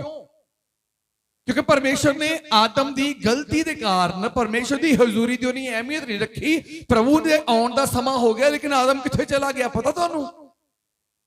ਪ੍ਰਭੂ ਦੇ ਆਉਣ ਦਾ ਸਮਾਂ ਹੋ ਗਿਆ, ਪਰ ਆਦਮ ਨੇ ਪ੍ਰਭੂ ਦੀ ਹਜ਼ੂਰੀ ਦੇ ਲਈ ਚਾਹਤ ਨਹੀਂ ਰੱਖੀ, ਝਾੜੀ ਦੇ ਪਿੱਛੇ ਲੁਕ ਗਿਆ ਜਾ ਕੇ। ਹੁੰਦਾ ਕਿ ਨਹੀਂ ਹੋਇਆ? ਪੜਿਆ ਕਿਸੇ ਨੇ? ਜਿਸ ਵੇਲੇ ਪਰਮੇਸ਼ਰ ਦੇ ਆਉਣ ਦਾ ਸਮਾਂ ਸੀ ਤੇ ਪਰਮੇਸ਼ਰ ਦੀ ਤਾਂਘ ਕੀ ਸੀ ਕਿ ਮੈਂ ਆਦਮ ਦੇ ਕੋਲ ਜਾਣਾ। ਲੇਕਿਨ ਆਦਮ ਨੇ ਕੀ ਕੀਤਾ? ਆਦਮ ਪਰਮੇਸ਼ਰ ਦੀ ਹਜ਼ੂਰੀ ਦੀ ਚਾਹਤ ਰੱਖਣ ਦੀ ਬਜਾਏ ਝਾੜੀ ਦੇ ਉੱਲੇ ਚਲਾ ਗਿਆ। ਉਹਨੇ ਸਮੇਂ ਦੀ ਪਰਵਾਹ ਨਹੀਂ ਕੀਤੀ, ਉਹਦੀ ਹਜ਼ੂਰੀ ਦੀ ਪਰਵਾਹ ਨਹੀਂ ਕੀਤੀ। ਸਵੇਰੇ ਉੱਠਦੇ ਸਾਰ ਪ੍ਰਭੂ ਦੀ ਹਜ਼ੂਰੀ 'ਚ ਘੁਟਨੇ ਟੇਕੋ। ਹਾਲੇਲੂਇਆ। ਕੋਈ ਰਾਤ ਦਾ ਸੁਪਨਾ ਹੋਵੇ, ਪਰਮੇਸ਼ਰ ਨੇ ਦਿਖਾਇਆ, ਸਵੇਰੇ ਪਰਮੇਸ਼ਰ ਉਸ ਸੁਪਨੇ ਦਾ ਤੁਹਾਨੂੰ ਭੇਦ ਦੱਸਣਾ ਚਾਹੁੰਦਾ ਹੋਵੇ, ਪੂਰੇ ਦਿਨ ਦੇ ਲਈ ਪਰਮੇਸ਼ਰ ਤੁਹਾਨੂੰ ਗਰੰਟੀ ਦੇਣੀ ਚਾਹੁੰਦਾ ਹੋਵੇ, ਮੈਂ ਪੂਰਾ ਦਿਨ ਤੈਨੂੰ ਸੰਭਾਲਾਂਗਾ, ਪੂਰੇ ਦਿਨ ਦੇ ਤੁਹਾਨੂੰ ਵਿਊ ਦੇਣਾ ਚਾਹੁੰਦਾ ਹੋਵੇ ਕਿ ਮੈਂ ਤੁਹਾਨੂੰ ਕਿੱਥੇ ਕਿੱਥੇ ਲੈ ਕੇ ਜਾਣਾ ਹੈ, ਤੁਹਾਡੀ ਸਫਲਤਾ ਕਿਹੜੇ ਮਾਰਗਾਂ ਉੱਤੇ, ਕਿਸ ਕੰਮ ਲਈ ਜਾਣਾ ਹੈ, ਤੂੰ ਕਿਹਨੂੰ ਮਿਲਣ ਜਾਣਾ ਆ। ਸਵੇਰੇ ਉੱਠਦੇ ਸਾਰ ਪਹਿਲਾਂ ਘੁਟਨੇ ਟੇਕੋ। ਪ੍ਰਭੂ ਦੀ ਹਜ਼ੂਰੀ ਦੀ ਚਾਹਤ ਰੱਖਣ ਵਾਲਾ ਪਹਿਲਾਂ ਘੁਟਨੇ ਟੇਕ ਲੈਂਦਾ। ਉਸ ਤੋਂ ਬਾਅਦ ਜਿੰਨੇ ਕੰਮ ਹੁੰਦੇ ਉਸ ਤੋਂ ਬਾਅਦ ਫਿਰ ਜਦੋਂ ਫ੍ਰੀ ਹੁੰਦੇ ਆ ਫਿਰ ਘੁਟਨੇ ਟੇਕਦੇ ਹੋ ਖੁਦਾ ਦੇ ਅੱਗੇ ਕਿ ਖੁਦਾ ਤੁਹਾਨੂੰ ਕੋਈ ਨਵੀਂ ਦਿਸ਼ਾ ਦੇਣੀ ਚਾਹੁੰਦਾ ਹੋਵੇ। ਸ਼ਾਮ ਦਾ ਟਾਈਮ ਹੁੰਦਾ ਹੈ, ਸ਼ਾਮ ਨੂੰ ਫਿਰ ਖੁਦਾ ਦੇ ਅੱਗੇ ਘੁਟਨੇ ਟੇਕੋ, ਖੁਦਾ ਤੁਹਾਡੇ ਲਈ ਰਾਤ ਦੀ ਕੋਈ ਪਲੈਨਿੰਗ ਕਰਕੇ ਬੈਠਾ ਹੋਵੇ। ਤੇ ਅੱਜ ਸ਼ੈਤਾਨ ਦੀਆਂ ਰਾਤ ਦੀਆਂ ਪਲੈਨਿੰਗਾਂ ਕੀ ਆ ਪਤਾ? ਅੱਜ ਸ਼ੈਤਾਨ ਦੀਆਂ ਰਾਤ ਦੀਆਂ ਪਲੈਨਿੰਗਾਂ ਤੁਹਾਨੂੰ ਹਸਪਤਾਲਾਂ 'ਚ ਖੜਨ ਦੀਆਂ, ਜਿਸ ਵੇਲੇ ਸਹੀ ਡਾਕਟਰ ਵੀ ਨਾ ਮਿਲਣ, ਸਿਰਫ ਕੰਪਾਊਂਡਰ ਹੀ ਮਿਲਣ। ਕਈ ਹਸਪਤਾਲਾਂ 'ਚ ਜਾ ਕੇ ਦੇਖੋ ਕੰਪਾਊਂਡਰ ਹੀ ਹੁੰਦੇ, ਵਿਚਾਰੇ ਡਾਕਟਰ ਤਾਂ ਹੁੰਦੇ ਹੀ ਨਹੀਂ ਆ। ਫਿਰ ਫੀਸ ਵੀ ਮੇਰੇ ਖਿਆਲ ਡਬਲ ਟ੍ਰਿਪਲ ਲੈਂਦੇ ਉੱਥੇ। ਸਾਡੇ ਕੋਲ ਡਾਕਟਰ ਹੈਗੇ ਆ, ਕਿੰਨੀ ਫੀਸ ਲੈਂਦੇ ਰਾਤ ਨੂੰ? ਰਾਤ ਨੂੰ ਫੀਸ ਵੱਜ ਜਾਂਦੀ ਆ, ਰਾਤ ਫੀਸ ਵੱਜ ਜਾਂਦੀ ਹੁੰਦੀ ਆ। ਹਾਲੇਲੂਇਆ। ਸ਼ੈਤਾਨ ਦੀ ਯੋਜਨਾ ਆ ਰਾਤ ਨੂੰ ਤੁਹਾਨੂੰ ਖੜਨ ਦੀ, ਲੇਕਿਨ ਖੁਦਾ ਕਹਿੰਦਾ ਰਾਤ ਹੋਣ ਤੋਂ ਪਹਿਲਾਂ ਘੁਟਨੇ ਟੇਕ ਮੇਰੀ ਹਜ਼ੂਰੀ ਦੀ ਚਾਹਤ ਰੱਖ। ਰਾਤ ਨੂੰ ਫਿਰ ਤੁਸੀਂ ਹਸਪਤਾਲ ਨਹੀਂ ਜਾਓਗੇ, ਰਾਤ ਨੂੰ ਮੈਂ ਤੁਹਾਡੇ ਕੋਲ ਸੁਪਨੇ ਚ ਆਵਾਂਗਾ। ਹਾਲੇਲੂਇਆ। ਰਾਤ ਨੂੰ ਮੈਂ ਸੁਪਨੇ ਚ ਆਵਾਂਗਾ। ਅੱਜ ਤਾਂ ਪੈ ਜਾਣਾ ਸਾਰਿਆਂ ਨੇ ਸ਼ਾਮ ਨੂੰ, ਕੱਲ ਨੂੰ ਫੇਰ ਭੁੱਲ ਜਾਣਾ ਪ੍ਰਭੂ ਦੀ ਹਜ਼ੂਰੀ ਨੂੰ, ਕੱਲ ਨੂੰ ਫੇਰ ਭੁੱਲ ਜਾਣਾ। ਪਰ ਜਿਹੜਾ ਪਰਮੇਸ਼ਰ ਦੀ ਹਜ਼ੂਰੀ ਚ ਜਾਂਦਾ, ਕਹਿੰਦਾ ਉਜਾੜ ਨੂੰ ਝੀਲ ਚ ਬਦਲ ਦਿੰਦਾ ਉਹ। ਤੇ ਝੀਲ ਤੋਂ ਕਿੰਨਿਆਂ ਨੂੰ ਸੁੱਖ ਹੁੰਦਾ ਆ। ਤਲਾਅ ਤੇ ਝੀਲ ਚ ਫਰਕ ਆ। ਤਲਾਅ ਇੱਕ ਸਥਾਨ ਤੇ ਸਥਿਰ ਖੜਾ ਹੀ ਆ, ਝੀਲ ਮੇਰੇ ਜੋ ਵਗਣ ਵਾਲੀ ਹੁੰਦੀ ਹੈ। ਪਤਾ ਨਹੀਂ ਕਿੰਨਿਆਂ ਜੰਗਲਾਂ ਨੂੰ, ਕਿੰਨਿਆਂ ਪਹਾੜਾਂ ਨੂੰ, ਕਿੰਨਿਆਂ ਰੁੱਖਾਂ ਨੂੰ ਤੇ ਕਿੰਨਿਆਂ ਬੂਟਿਆਂ ਨੂੰ ਮੇਰੇ ਜੋ ਸਿੰਜਦੀ ਜਾਂਦੀ ਆ। ਝੀਲ ਦੇ ਵਿੱਚ ਕੁਆਲਿਟੀ ਹੈ, ਪਤਾ ਨਹੀਂ ਕਿੰਨਿਆਂ ਖੇਤਾਂ ਨੂੰ ਸਿੰਜਦੀ ਜਾਂਦੀ ਆ। ਪਰਮੇਸ਼ਰ ਤੁਹਾਨੂੰ ਝੀਲ ਵਰਗੇ ਬਣਾਉਣਾ ਚਾਹੁੰਦਾ ਆ। ਉਜਾੜ ਨੂੰ ਝੀਲ ਦੇ ਵਿੱਚ ਬਦਲਣਾ ਚਾਹੁੰਦਾ ਆ। ਪਰ ਕਿੱਥੇ ਬਦਲਾਵ ਹੋਵੇਗਾ? ਖੁਦਾ ਦੀ ਹਜ਼ੂਰੀ ਚ, ਪਰਮੇਸ਼ਰ ਦੇ ਸਾਹਮਣੇ। ਅਲੀਸ਼ਾ ਨੂੰ ਡਬਲ ਮਸਾ ਕਿਉਂ ਮਿਲਿਆ? ਜਦੋਂ ਸਮਾਂ ਆ ਗਿਆ ਏਲੀਆ ਨੂੰ ਜਿਉਂਦੇ ਉਠਾਏ ਜਾਣ ਦਾ, ਤੇ ਲੋਕਾਂ ਨੇ ਅਲੀਸ਼ਾ ਨੂੰ ਕਿਹਾ ਕਿ ਵੇਖ ਤੂੰ ਜਾਣਦਾ ਕਿ ਤੇਰੇ ਸੁਆਮੀ ਨੂੰ ਪਰਮੇਸ਼ਰ ਹੁਣ ਜਿਉਂਦਾ ਉਠਾਉਣ ਵਾਲਾ ਆ। ਔਰ ਏਲੀਆ ਨੇ ਅਲੀਸ਼ਾ ਨੂੰ ਬਹਾਨੇ ਨਾਲ ਕਿਹਾ ਕਿ ਤੂੰ ਇੱਥੇ ਰੁਕ, ਮੈਨੂੰ ਪਰਮੇਸ਼ਰ ਗਿਲਗਾਲ ਨੂੰ ਬੁਲਾਉਂਦਾ ਆ, ਮੈਂ ਜਾ ਕੇ ਆਉਣਾ। ਔਰ ਅਲੀਸ਼ਾ ਨੂੰ ਪਤਾ ਸੀ ਕਿ ਏਲੀਆ ਦੇ ਨਾਲ ਖੁਦਾ ਦੀ ਹਜ਼ੂਰੀ ਰਹਿੰਦੀ ਆ। ਏਲੀਆ ਦੇ ਨਾਲ ਖੁਦਾ ਦੀ ਹਜ਼ੂਰੀ ਰਹਿੰਦੀ ਆ। ਅਲੀਸ਼ਾ ਕਹਿੰਦਾ ਮੈਨੂੰ ਤੇਰੀ ਜਿੰਦ ਦੀ ਸਹੁੰ, ਮੈਨੂੰ ਯਹੋਵਾ ਦੀ ਸਹੁੰ, ਮੈਂ ਤੈਨੂੰ ਤੋਂ ਵੱਖਰਾ ਨਹੀਂ ਹੋਣਾ। ਇੱਥੇ ਵੀ ਉਹਦਾ ਬਹਾਨਾ ਨਹੀਂ ਚੱਲਿਆ। ਫਿਰ ਥੋੜੇ ਸਮੇਂ ਬਾਅਦ ਏਲੀਆ ਨੇ ਕਿਹਾ ਮੈਂ ਜਰਦਨ ਨੂੰ ਜਾ ਰਿਹਾ, ਮੈਨੂੰ ਪਰਮੇਸ਼ਰ ਨੇ ਜਰਦਨ ਤੋਂ ਪਾਰ ਸੱਦਿਆ ਹੈ। ਅਲੀਸ਼ਾ ਤੂੰ ਇੱਥੇ ਟੇਕ, ਮੈਂ ਜਰਦਨ ਤੋਂ ਪਾਰ ਹੋ ਕੇ ਆਉਣਾ। ਅਲੀਸ਼ਾ ਕਹਿੰਦਾ ਮੈਨੂੰ ਤੇਰੀ ਤੇ ਯਹੋਵਾ ਦੀ ਸਹੁੰ, ਮੈਂ ਤੈਨੂੰ ਛੱਡਣਾ ਹੀ ਨਹੀਂ ਆ। ਫਿਰ ਕਹਿੰਦਾ ਜਰੀਹੋ ਤੋਂ ਹੋ ਕੇ ਆਉਂਦਾ, ਕਹਿੰਦਾ ਮੈਨੂੰ ਯਹੋਵਾ ਦੀ ਤੇ ਤੇਰੀ ਜਿੰਦ ਦੀ ਸਹੁੰ, ਮੈਂ ਤੇਰੇ ਤੋਂ ਵੱਖਰਾ ਹੋਣਾ ਹੀ ਨਹੀਂ ਆ। ਹਾਲੇਲੂਇਆ। ਏਲੀਆ ਨੇ ਬੜੇ ਬਹਾਨੇ ਲਾਏ ਕਿ ਕਿਸੇ ਨਾ ਕਿਸੇ ਤਰ੍ਹਾਂ ਅਲੀਸ਼ਾ ਵੱਖਰਾ ਹੋਵੇ, ਪਰ ਖੁਦਾ ਸਾਨੂੰ ਦੱਸਣਾ ਚਾਹੁੰਦਾ ਸੀ, ਪਰਮੇਸ਼ਰ ਸਾਨੂੰ ਸਮਝਾਉਣਾ ਚਾਹੁੰਦਾ ਸੀ ਇਹ ਸਾਰੀਆਂ ਗੱਲਾਂ ਕਿ ਜੇ ਮੇਰੇ ਤੋਂ ਕੁਝ ਲੈਣਾ ਆ ਤੇ ਅਲੀਸ਼ਾ ਦੀ ਭਗਤੀ ਵੱਲ ਦੇਖੋ, ਤੇ ਕਿੰਨੀ ਉਹਦੇ ਅੰਦਰ ਮੇਰੀ ਹਜ਼ੂਰੀ ਲਈ ਤੜਫ ਸੀ, ਕਿੰਨੀ ਪਿਆਸ ਸੀ ਕਿ ਚੰਗੇ ਕੰਮ ਦੇ ਲਈ ਤਾਂ ਉਹਨੇ ਆਪਣੀ ਸੁਆਮੀ ਦਾ ਕਹਿਣਾ ਵੀ ਨਹੀਂ ਮੰਨਿਆ। ਹਾਲੇਲੂਇਆ। ਕਹਿੰਦਾ ਨਹੀਂ ਮੈਂ ਤੈਨੂੰ ਨਹੀਂ ਛੱਡਣਾ। ਏਲੀਆ ਪਿੱਛਾ ਛਡਾਉਂਦਾ ਸੀ, ਪਰ ਅਲੀਸ਼ਾ ਕਹਿੰਦਾ ਮੈਂ ਤੈਨੂੰ ਛੱਡਣਾ ਹੀ ਨਹੀਂ, ਜੋ ਮਰਜ਼ੀ ਹੋ ਜਾਏ। ਉਹ ਤਾਂ ਸਹੁੰ ਖਾਈ ਜਾਂਦਾ ਸੀ, ਕਹਿੰਦਾ ਯਹੋਵਾ ਦੀ ਤੇਰੀ ਜਿੰਦ ਦੀ ਸਹੁੰ, ਮੈਂ ਤੈਨੂੰ ਛੱਡਣਾ ਹੀ ਨਹੀਂ, ਮੈਂ ਤੇ ਹਜ਼ੂਰੀ ਛੱਡਣੀ ਨਹੀਂ, ਮੈਂ ਪ੍ਰਭੂ ਦੀ ਹਜ਼ੂਰੀ ਛੱਡਣੀ ਨਹੀਂ, ਮੈਂ ਤੇਰਾ ਪਿੱਛਾ ਛੱਡਣਾ ਹੀ ਨਹੀਂ। ਕਹਿੰਦਾ ਦੱਸ ਵੇ ਹੁਣ ਤੂੰ ਕੀ ਚਾਹੁੰਦਾ ਆ ਜਦ ਮੈਂ ਉਠਾਇਆ ਜਾਵਾਂ? ਕਹਿੰਦਾ ਮੈਨੂੰ ਹੋਰ ਕੁਛ ਨਹੀਂ ਚਾਹੀਦਾ, ਤੇਰੇ ਉਠਾਏ ਜਾਣ ਤੋਂ ਬਾਅਦ ਉਹ ਖੁਦਾ ਦੀ ਹਜ਼ੂਰੀ ਦਾ ਦੋਹਰਾ ਮਸਾ ਮੇਰੇ ਉੱਤੇ ਹੋਣਾ ਚਾਹੀਦਾ ਆ। ਹਾਲੇਲੂਇਆ।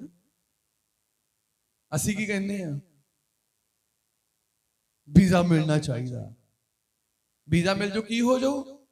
ਪੁੱਤ ਬਾਹਰ ਚਲ ਜਾਓ, ਉੱਥੇ ਗੋਰੀ ਨਾਲ ਵਿਆਹ ਕਰਾ ਲਓ, ਤੁਸੀਂ ਫੇਰ ਖਾਲੀ ਤੇ ਖਾਲੀ ਆ। ਕੀ ਹੋ ਜਾਓ ਫਿਰ? ਬੋਲੋ।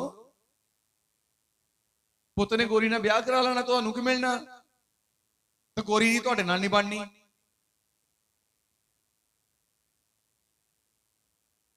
ਧੀ ਚਲ ਜਾਏ ਤਾਂ ਉਹ ਗੋਰੇ ਨਾਲ ਵਿਆਹ ਕਰਾ ਲਏ, ਤੇ ਗੋਰੇ ਦੀ ਤੁਹਾਡੇ ਨਾਲ ਨਹੀਂ ਬਣਨੀ। ਤੁਸੀਂ ਕੀ ਸਮਝਿਆ ਕੀਤਾ? ਫਿਰ ਮਿਲਿਆ ਕੁਝ ਨਹੀਂ। ਰੱਬ ਦੀ ਹਜ਼ੂਰੀ ਦੇ ਵਿੱਚੋਂ ਉਹ ਜੀਵਨ ਮਿਲਦਾ ਆ ਜਿਹਦੇ ਨਾਲ ਤੁਸੀਂ ਰਚਣਾ, ਜਿਹਦੇ ਨਾਲ ਤੁਸੀਂ ਤ੍ਰਿਪਤ ਹੋਣਾ।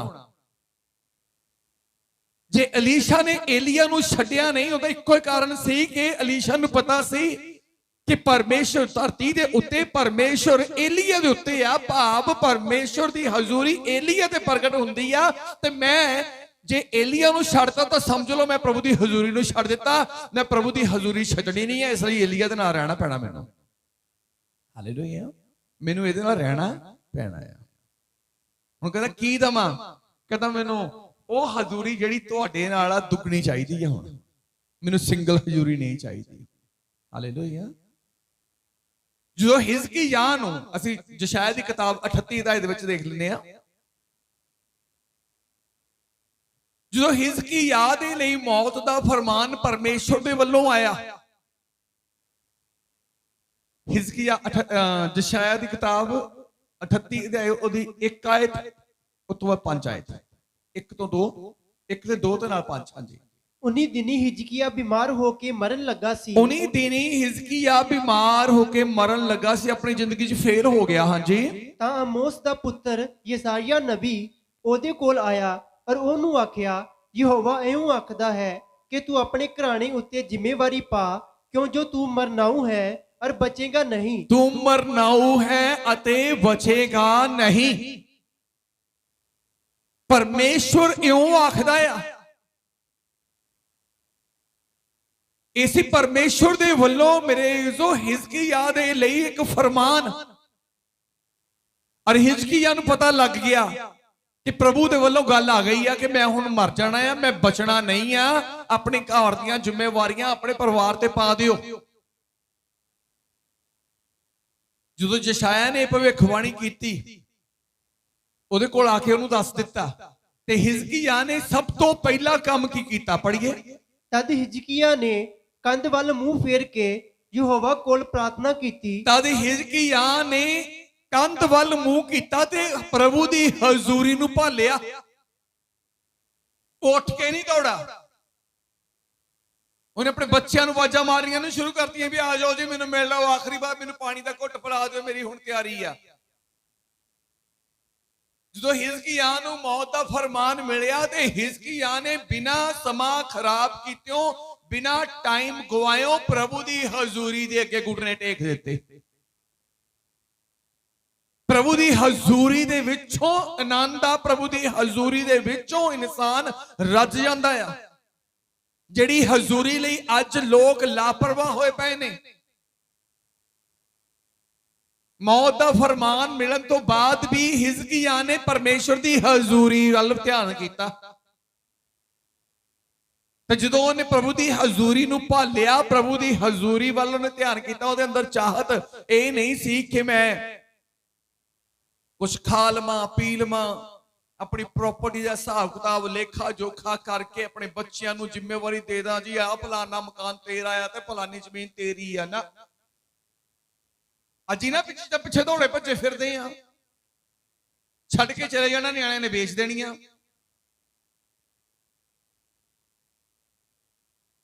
ਹਾਲੇਲੂਇਆ। ਪਰ ਹਿਜ਼ਕੀਯਾਹ ਜਿਹਨੂੰ ਮੌਤ ਦਾ ਫਰਮਾਨ ਮਿਲ ਗਿਆ ਆ ਤੇ ਉਹਨੇ ਪ੍ਰਭੂ ਦੀ ਹਜ਼ੂਰੀ ਨੂੰ ਭਾਲਿਆ। ਜਦੋਂ ਪ੍ਰਭੂ ਦੀ ਹਜ਼ੂਰੀ ਨੂੰ ਭਾਲਿਆ ਤੇ 5 ਆਇਤ ਵਿੱਚ ਉਹਦਾ ਉੱਤਰ ਮਿਲਿਆ। ਹਾਂਜੀ। ਕਿ ਜਾ ਹਿਜਕੀਆ ਨੂੰ ਆਖ, ਜਾਂ ਪਰਮੇਸ਼ਵਰ ਨੇ ਯਸ਼ਾਇਆ ਨੂੰ ਫਿਰ ਕਿਹਾ, ਕਹਿੰਦਾ ਜਾ ਹਿਜ਼ਕੀਯਾਹ ਨੂੰ ਆਖ ਭਈ ਯਹੋਵਾ ਤੇਰੇ ਪਿਤਾ ਦਾਊਦ ਦਾ ਪਰਮੇਸ਼ਵਰ, ਯਹੋਵਾ ਤੇਰੇ ਪਿਤਾ ਦਾਊਦ ਦਾ ਪਰਮੇਸ਼ਵਰ ਇਉਂ ਆਖਦਾ ਹੈ, ਇਉਂ ਆਖਦਾ ਹੈ, ਮੈਂ ਤੇਰੀ ਪ੍ਰਾਰਥਨਾ ਸੁਣੀ ਹੈ, ਮੈਂ ਤੇਰੀ ਪ੍ਰਾਰਥਨਾ ਸੁਣੀ ਹੈ, ਮੈਂ ਤੇਰੇ ਅਥਰੂ ਵੇਖੇ ਹਨ, ਮੈਂ ਤੇਰੇ ਅਥਰੂ ਵੇਖੇ ਹਨ। ਵੇਖ ਵੇਖ, ਮੈਂ ਤੇਰੀ ਉਮਰ ਵਿੱਚ 15 ਬਰੇ ਹੋਰ ਵਧਾਵਾਂਗਾ। 15 ਸਾਲ ਮੈਂ ਤੈਨੂੰ ਹੋਰ ਦੇਣ ਜਾ ਰਿਹਾ ਹਾਂ। ਹਾਲੇਲੂਇਆ। ਕਦੋਂ 15 ਸਾਲ ਹੋਰ ਮਿਲੇ ਉਹਨੂੰ? ਜਦੋਂ ਮੌਤ ਦਾ ਫਰਮਾਨ ਆਪਣੇ ਲਈ ਉਹਨੇ ਸੁਣਿਆ ਤੇ ਉਹਨੇ ਹੋਰ ਕੋਈ ਸਮਾਂ ਖਰਾਬ ਕੀਤਾ, ਪਰਮੇਸ਼ਰ ਦੀ ਹਜ਼ੂਰੀ ਨੂੰ ਲੱਭ ਲਿਆ। ਕਿਉਂਕਿ ਦਾਊਦ ਨੇ ਗੱਲ ਆਖੀ ਹੈ ਬਾਈਬਲ ਦੇ ਵਿੱਚ ਕਿ ਉਹਦੀ ਹਜ਼ੂਰੀ 'ਚ ਆਨੰਦ ਦੀ ਭਰਪੂਰੀ ਆ। ਬੇਸ਼ੱਕ ਕੋਈ ਦੁਖੀ ਜਾਵੇ, ਬੇਸ਼ੱਕ ਕੋਈ ਰੋਂਦਾ ਜਾਵੇ, ਪਰ ਜਦੋਂ ਉਹਦੀ ਹਜ਼ੂਰੀ 'ਚ ਜਾਵੇਗਾ, ਉਹਦੀ ਹਜ਼ੂਰੀ ਆਨੰਦ ਦੀ ਭਰਪੂਰੀ ਹੈ, ਰੋਂਦਾ ਵੀ ਆਨੰਦ ਨਾਲ ਵਾਪਸ ਆਵੇਗਾ। ਹਾਲੇਲੂਇਆ। ਬੈਠਕਿਆਂ ਦੇ ਨਾਲ ਉਛਲੋਗੇ ਤੇ ਵਾਂਗ ਉਛਲੋਗੇ ਤੇ ਕੁੱਦੋਗੇ। ਕਿਹਨਾਂ ਦੇ ਵਾਂਗ? ਕਦੀ ਦੇਖਿਆ ਬੈੜਾ ਬੈੜੀ ਕੱਟਾ ਕੱਟੀ ਜਦੋਂ ਜੰਮਦਾ ਕਿਦਾਂ ਉਛਲਦਾ? ਉਹਨੂੰ ਇਹ ਨਹੀਂ ਪਤਾ ਹੁੰਦਾ ਵੀ ਲੱਤਾਂ ਟੁੱਟ ਜਾਣੀਆਂ ਜੇ ਡਿੱਗ ਪਿਆ। ਉਹ ਤਾਂ ਚਾਰੋਂ ਖੁਰ ਚੁੱਕ ਕੇ ਛਾਲਾ ਮਾਰਦਾ ਆ, ਚਾਰੋਂ ਖੁਰ ਚੁੱਕ ਕੇ। ਤੇ ਤੁਹਾਨੂੰ ਖੁਸ਼ੀ ਹੋਵੇ ਤਾਂ ਤੁਸੀਂ ਭੰਗੜਾ ਪਾਉਣ ਲੱਗੇ ਇੱਕ ਪੈਰ ਤੋਂ ਥੱਲੇ ਰੱਖਦੇ ਹੀ ਰੱਖਦੇ ਆ। ਬੇਸ਼ੱਕ ਦੂਜੀ ਲੱਤ ਜਿੰਨੀ ਮਰਜ਼ੀ ਉੱਚੀ ਚੁੱਕ ਲਓ, ਪਰ ਇੱਕ ਤਾਂ ਰੱਖਣਾ ਹੀ ਹੁੰਦਾ। ਪਰ ਇੱਥੇ ਬੈਠਕਿਆਂ ਦੀ ਗੱਲ ਕੀਤੀ ਆ ਕਿ ਉਹ ਚਾਰੋਂ ਹੀ ਖੁਰ ਚੁੱਕ ਲੈਂਦਾ, ਇੱਕੋ ਵਾਰੀ ਛਾਲਾ ਮਾਰਦਾ ਚਾਰੋਂ ਖੁਰ ਚੁੱਕ ਕੇ। ਕਹਿੰਦਾ ਬੈਠਕਿਆਂ ਦੇ ਵਾਂਗ ਉਛਲੋਗੇ ਕੁੱਦੋਗੇ। ਕਦੋਂ? ਜਦੋਂ ਤੁਸੀਂ ਵੀ ਪ੍ਰਭੂ ਦੀ ਹਜ਼ੂਰੀ ਦੇ ਲਈ ਚਾਹਵਾਨ ਹੋ ਜਾਓਗੇ, ਜਦੋਂ ਤੁਸੀਂ ਪਰਮੇਸ਼ਰ ਦੀ ਹਜ਼ੂਰੀ ਲਈ ਸਭ ਕੁਝ ਛੱਡ ਕੇ ਮੇਰੇ ਇਸ ਪ੍ਰਭੂ ਦੀ ਹਜ਼ੂਰੀ ਦੇ ਲਈ ਭਾਲ ਕਰੋਗੇ, ਔਰ ਆਪਣੇ ਅੰਦਰ ਹਮੇਸ਼ਾ ਹਰ ਪਲ ਹਰ ਘੜੀ ਪ੍ਰਭੂ ਦੀ ਹਜ਼ੂਰੀ ਦੇ ਲਈ ਭੁੱਖ ਤੇ ਪਿਆਸ ਰੱਖੋਗੇ। ਅੱਜ ਭੁੱਖ ਤੇ ਪਿਆਸ ਜੇ ਸਾਡੀ ਧਨ ਵਾਲਾ, ਕਾਰੋਬਾਰ ਵਾਲਾ, ਧੀਆਂ ਪੁੱਤਰਾਂ ਵਾਲਾ, ਦੁਨੀਆ ਵਾਲਾ, ਸੰਸਾਰ ਵਾਲਾ, ਅਜੇ ਤੱਕ ਤੁਸੀਂ ਵਿਸ਼ਵਾਸੀ ਹੋਏ ਨਹੀਂ ਆ, ਤੁਸੀਂ ਅਜੇ ਪ੍ਰਭੂ ਦੀ ਹਜ਼ੂਰੀ ਵੇਖੀ ਨਹੀਂ ਆ। ਉਹ ਪ੍ਰਭੂ ਦੀ ਹਜ਼ੂਰੀ ਜਿੱਥੇ ਮੁਰਦਾ ਆ ਕੇ ਵੀ ਜੀ ਉੱਠਦਾ ਆ, ਉਹ ਹਜ਼ੂਰੀ ਜਿੱਥੇ ਲੰਗੜਾ ਆਉਂਦਾ ਆ ਤਾਂ ਦੋਨਾਂ ਕਦਮਾਂ ਤੇ ਚੱਲ ਕੇ ਜਾਂਦਾ ਹੈ, ਉਹ ਹਜ਼ੂਰੀ ਜਿੱਥੇ ਅੰਨਾ ਆਉਂਦਾ ਆ ਤੇ ਮੇਰੇ ਜੋ ਸੁਜਾਖਾ ਹੋ ਕੇ ਚਲਾ ਜਾਂਦਾ ਆ। ਹਾਲੇਲੂਇਆ। ਜੇ ਤੁਸੀਂ ਕਹੋ ਕਿ ਇਹ ਕੰਮ ਸਾਰੇ ਪਾਸਟਰ ਨੇ ਕਰਨੇ ਆ, ਤੇ ਜੇ ਤੁਹਾਡਾ ਵਿਸ਼ਵਾਸ ਹੀ ਨਹੀਂ ਪ੍ਰਭੂ ਦੀ ਹਜ਼ੂਰੀ ਦਾ, ਤੁਹਾਡੇ ਅੰਦਰ ਚਾਹਤ ਹੀ ਨਹੀਂ ਹੈ ਪਰਮੇਸ਼ਰ ਦੀ ਹਜ਼ੂਰੀ ਲਈ, ਤੁਹਾਡੇ ਅੰਦਰ ਭੁੱਖ ਤੇ ਪਿਆਸ ਹੀ ਨਹੀਂ ਹੈ ਪ੍ਰਭੂ ਦੀ ਹਜ਼ੂਰੀ ਦੇ ਲਈ, ਤਾਂ ਮੇਰੇ ਜੋ ਪਾਸਟਰ ਚਾਹੇ ਵੱਡੇ ਤੋਂ ਵੱਡਾ ਹੋ ਜਾਵੇ, ਕੰਮ ਨਹੀਂ ਹੋਣਾਗਾ। ਕਿਉਂਕਿ ਰੱਬ ਨੇ ਕੰਮ ਕਰਨਾ ਹੈ, ਪਾਸਟਰ ਨੇ ਕੰਮ ਨਹੀਂ ਕਰਨਾ। ਪਾਸਟਰ ਜੇਬ 'ਚ ਸ਼ਕਤੀ ਲੈ ਕੇ ਨਹੀਂ ਤੁਰਿਆ ਫਿਰਦਾ ਜੀ, ਕੱਲ ਤੂੰ ਵੀ ਚੰਗਾ ਹੋ ਜਾ, ਕੱਲ ਤੂੰ ਵੀ ਚੰਗਾ ਹੋ ਜਾ। ਇਹ ਤਾਂ ਸਾਰੇ ਡੰਡ ਪਖੰਡਾ, ਇਹ ਤਾਂ ਸਾਰੇ ਡੰਡ ਪਖੰਡਾ। ਕੰਮ ਕਿਹਨੇ ਕਰਨਾ? ਪਰਮੇਸ਼ਵਰ ਨੇ। ਕਿੱਥੇ ਕਰਨਾ? ਆਪਣੀ ਹਜ਼ੂਰੀ 'ਚ। ਕਿਹਦੇ ਲਈ ਕਰਨਾ? ਜਿਹੜਾ ਉਹਦੇ ਲਈ ਭੁੱਖ ਤੇ ਪਿਆਸ ਰੱਖਦਾ ਹੈ। ਹਾਲੇਲੂਇਆ।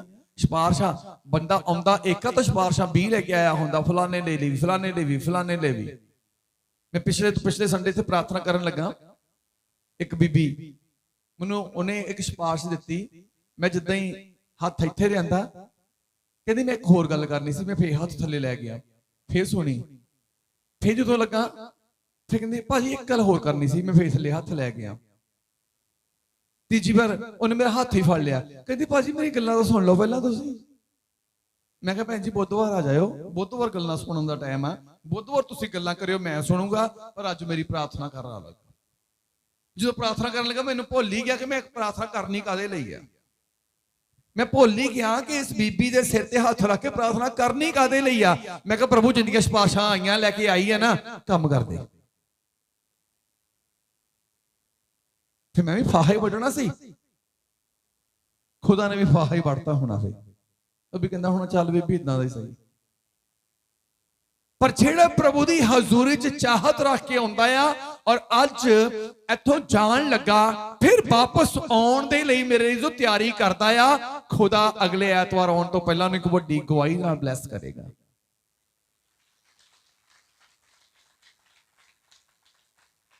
ਹਾਲੇਲੂਇਆ।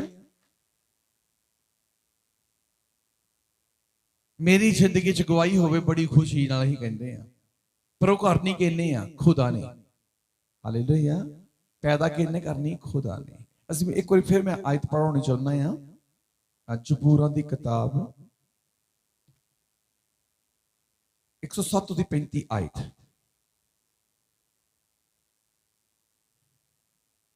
ਉਹ ਉਜਾੜ ਨੂੰ ਝੀਲ ਅਤੇ ਸੜੀ ਸੁੱਕੀ ਜ਼ਮੀਨ ਪਾਣੀ ਦਾ ਸੋਤਾ ਬਣਾ ਦਿੰਦਾ ਹੈ। ਅਤੇ ਸੁੱਕੀ ਸੜੀ ਜ਼ਮੀਨ ਨੂੰ ਪਾਣੀ ਦਾ ਸੋਤਾ ਬਣਾ ਦਿੰਦਾ। ਸੁੱਕੀ ਸੜੀ ਜਿੱਥੋਂ ਕੋਈ ਆਸ ਨਹੀਂ ਆ, ਸੁੱਕੀ ਸੜੀ ਦਾ ਮਤਲਬ ਨਾ ਉੱਥੋਂ ਕੁਝ ਪੈਦਾ ਹੋ ਸਕਦਾ ਹੋਣਾ, ਉੱਥੋਂ ਕੁਝ ਪੈਦਾ ਵੀ ਨਹੀਂ ਹੋ ਸਕਦਾ।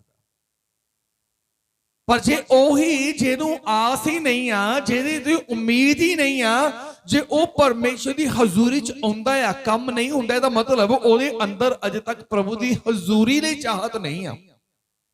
ਧੰਨ ਉਹ ਜਿਹੜੇ ਧਰਮ ਦੇ ਭੁੱਖੇ ਤੇ ਧਿਆਏ ਹਨ,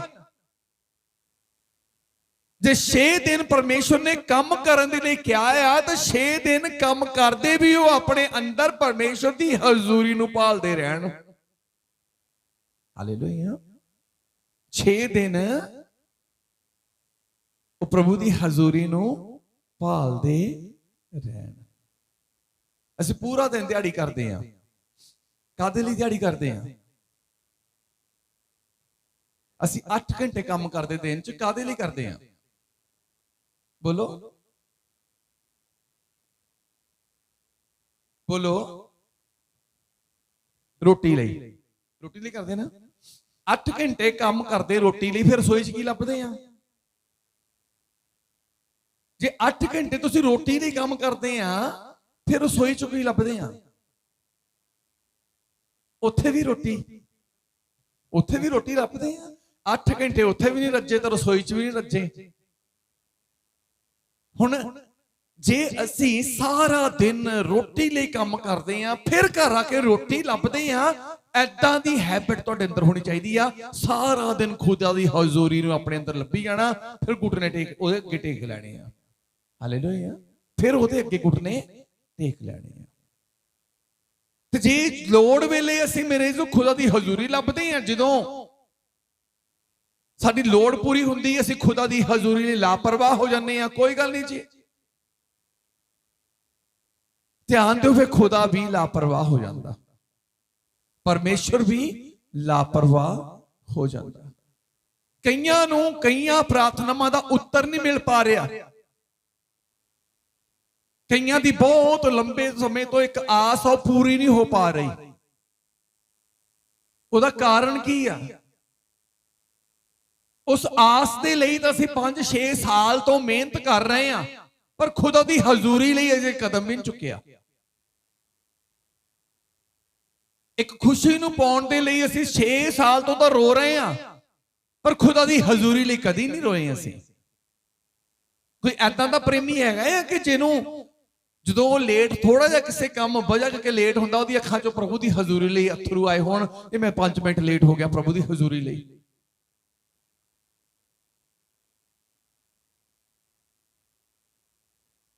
ਲਓ ਜੀ, ਧੰਨਵਾਦ ਆ ਤੁਹਾਡੇ ਅੰਦਰ ਇੰਨੀ ਪਿਆਸ ਆ ਰੱਬ ਦੀ ਹਜ਼ੂਰੀ ਲਈ।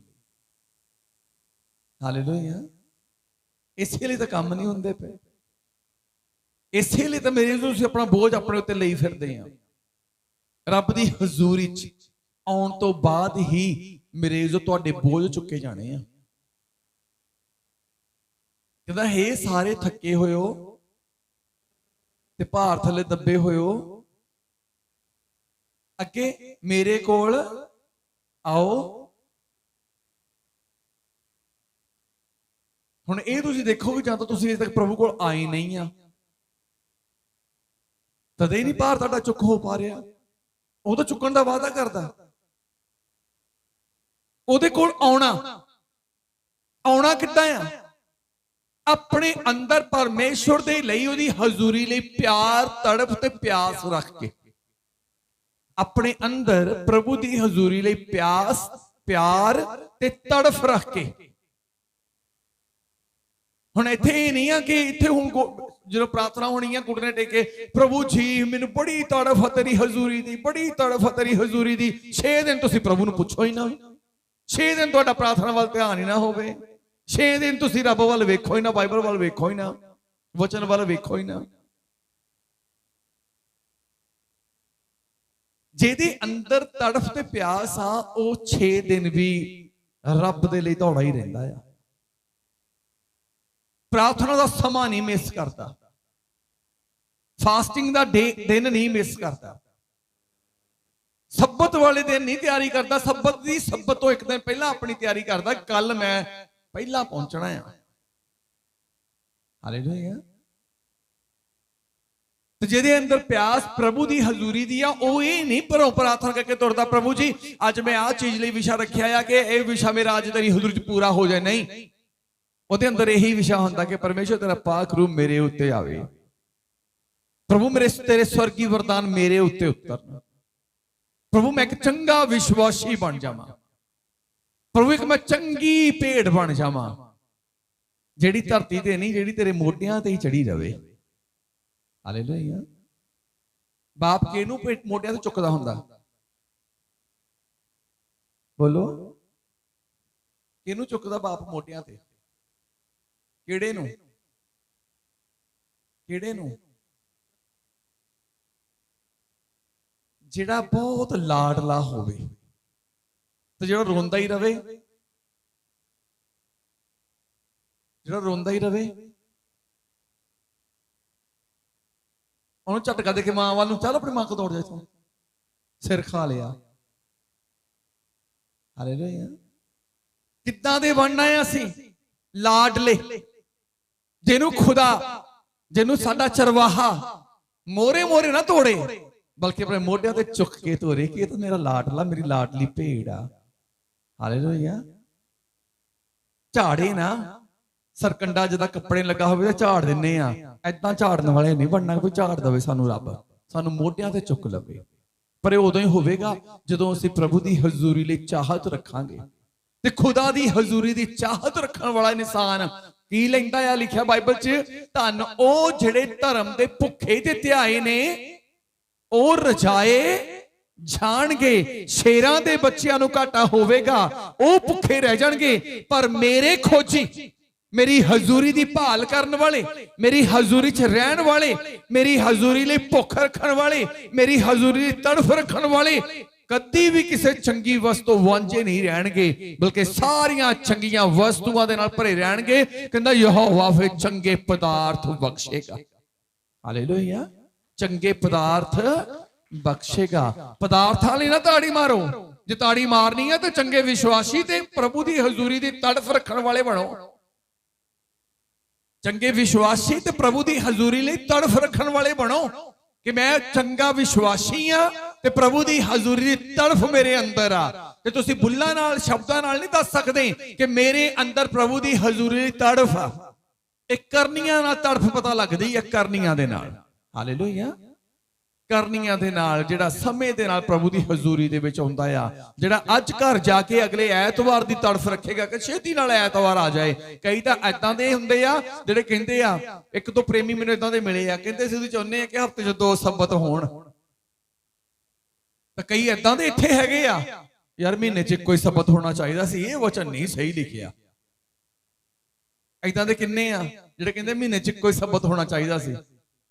ਹੈਗੇ ਆ, ਮੈਂ ਨਾਂ ਲੈ ਕੇ ਦੱਸਣ ਨੂੰ ਤਿਆਰ ਆ। ਜਿਹੜੇ 12 ਵਜੇ ਆਉਂਦੇ ਆ ਨਾ, ਉਹ ਇਦਾਂ ਦਾ ਹੀ ਆ। ਹਾਲੇਲੂਇਆ। ਕੁਆਲਿਟੀ ਪਤਾ ਲੱਗ ਜਾਂਦੀ ਹੁੰਦੀ ਆ, ਕੁਆਲਿਟੀ ਪਤਾ ਲੱਗ ਜਾਂਦੀ ਆ। ਤੁਸੀਂ ਸਟੀਲ ਦਾ ਭਾਂਡਾ ਜਦੋਂ ਲੈਣੇ ਆ ਦੁਕਾਨ ਤੋਂ ਲਵੋ, ਕਈ ਬਾਜ਼ਾਰਾਂ 'ਚ ਮੰਚਿਆਂ ਤੇ ਟੇਬਲਾਂ ਤੇ ਰੱਖ ਕੇ ਬੈਠੇ ਆ, ਉਹ 'ਚ ਪਤਾ ਲੱਗ ਜਾਂਦਾ ਕਿ ਇੱਕ ਹਲਕੀ ਹੁੰਦੀ ਆ, ਇੱਕ ਸਟੀਲ ਦੁਕਾਨ ਤੋਂ ਹੈਵੀ ਮਿਲ ਜਾਂਦਾ। ਦੂਰੋਂ ਪਤਾ ਲੱਗ ਜਾਂਦਾ ਕਿ ਤੁਸੀਂ ਘਰ ਕਿਸੇ ਘਰ 'ਚ ਭਾਂਡੇ ਦੇਖੋਗੇ, ਉੱਥੋਂ ਦੂਰੋਂ ਪਤਾ ਲੱਗ ਜਾਂਦਾ ਕਿ ਇਹ ਸੇਲ 'ਚੋਂ ਲਿਆ ਆ, ਇਹ ਸਟੀਲ ਦੇ, ਇਹ ਭਾਂਡੇ ਦੀ ਦੁਕਾਨ ਤੋਂ ਲਿਆ ਆ।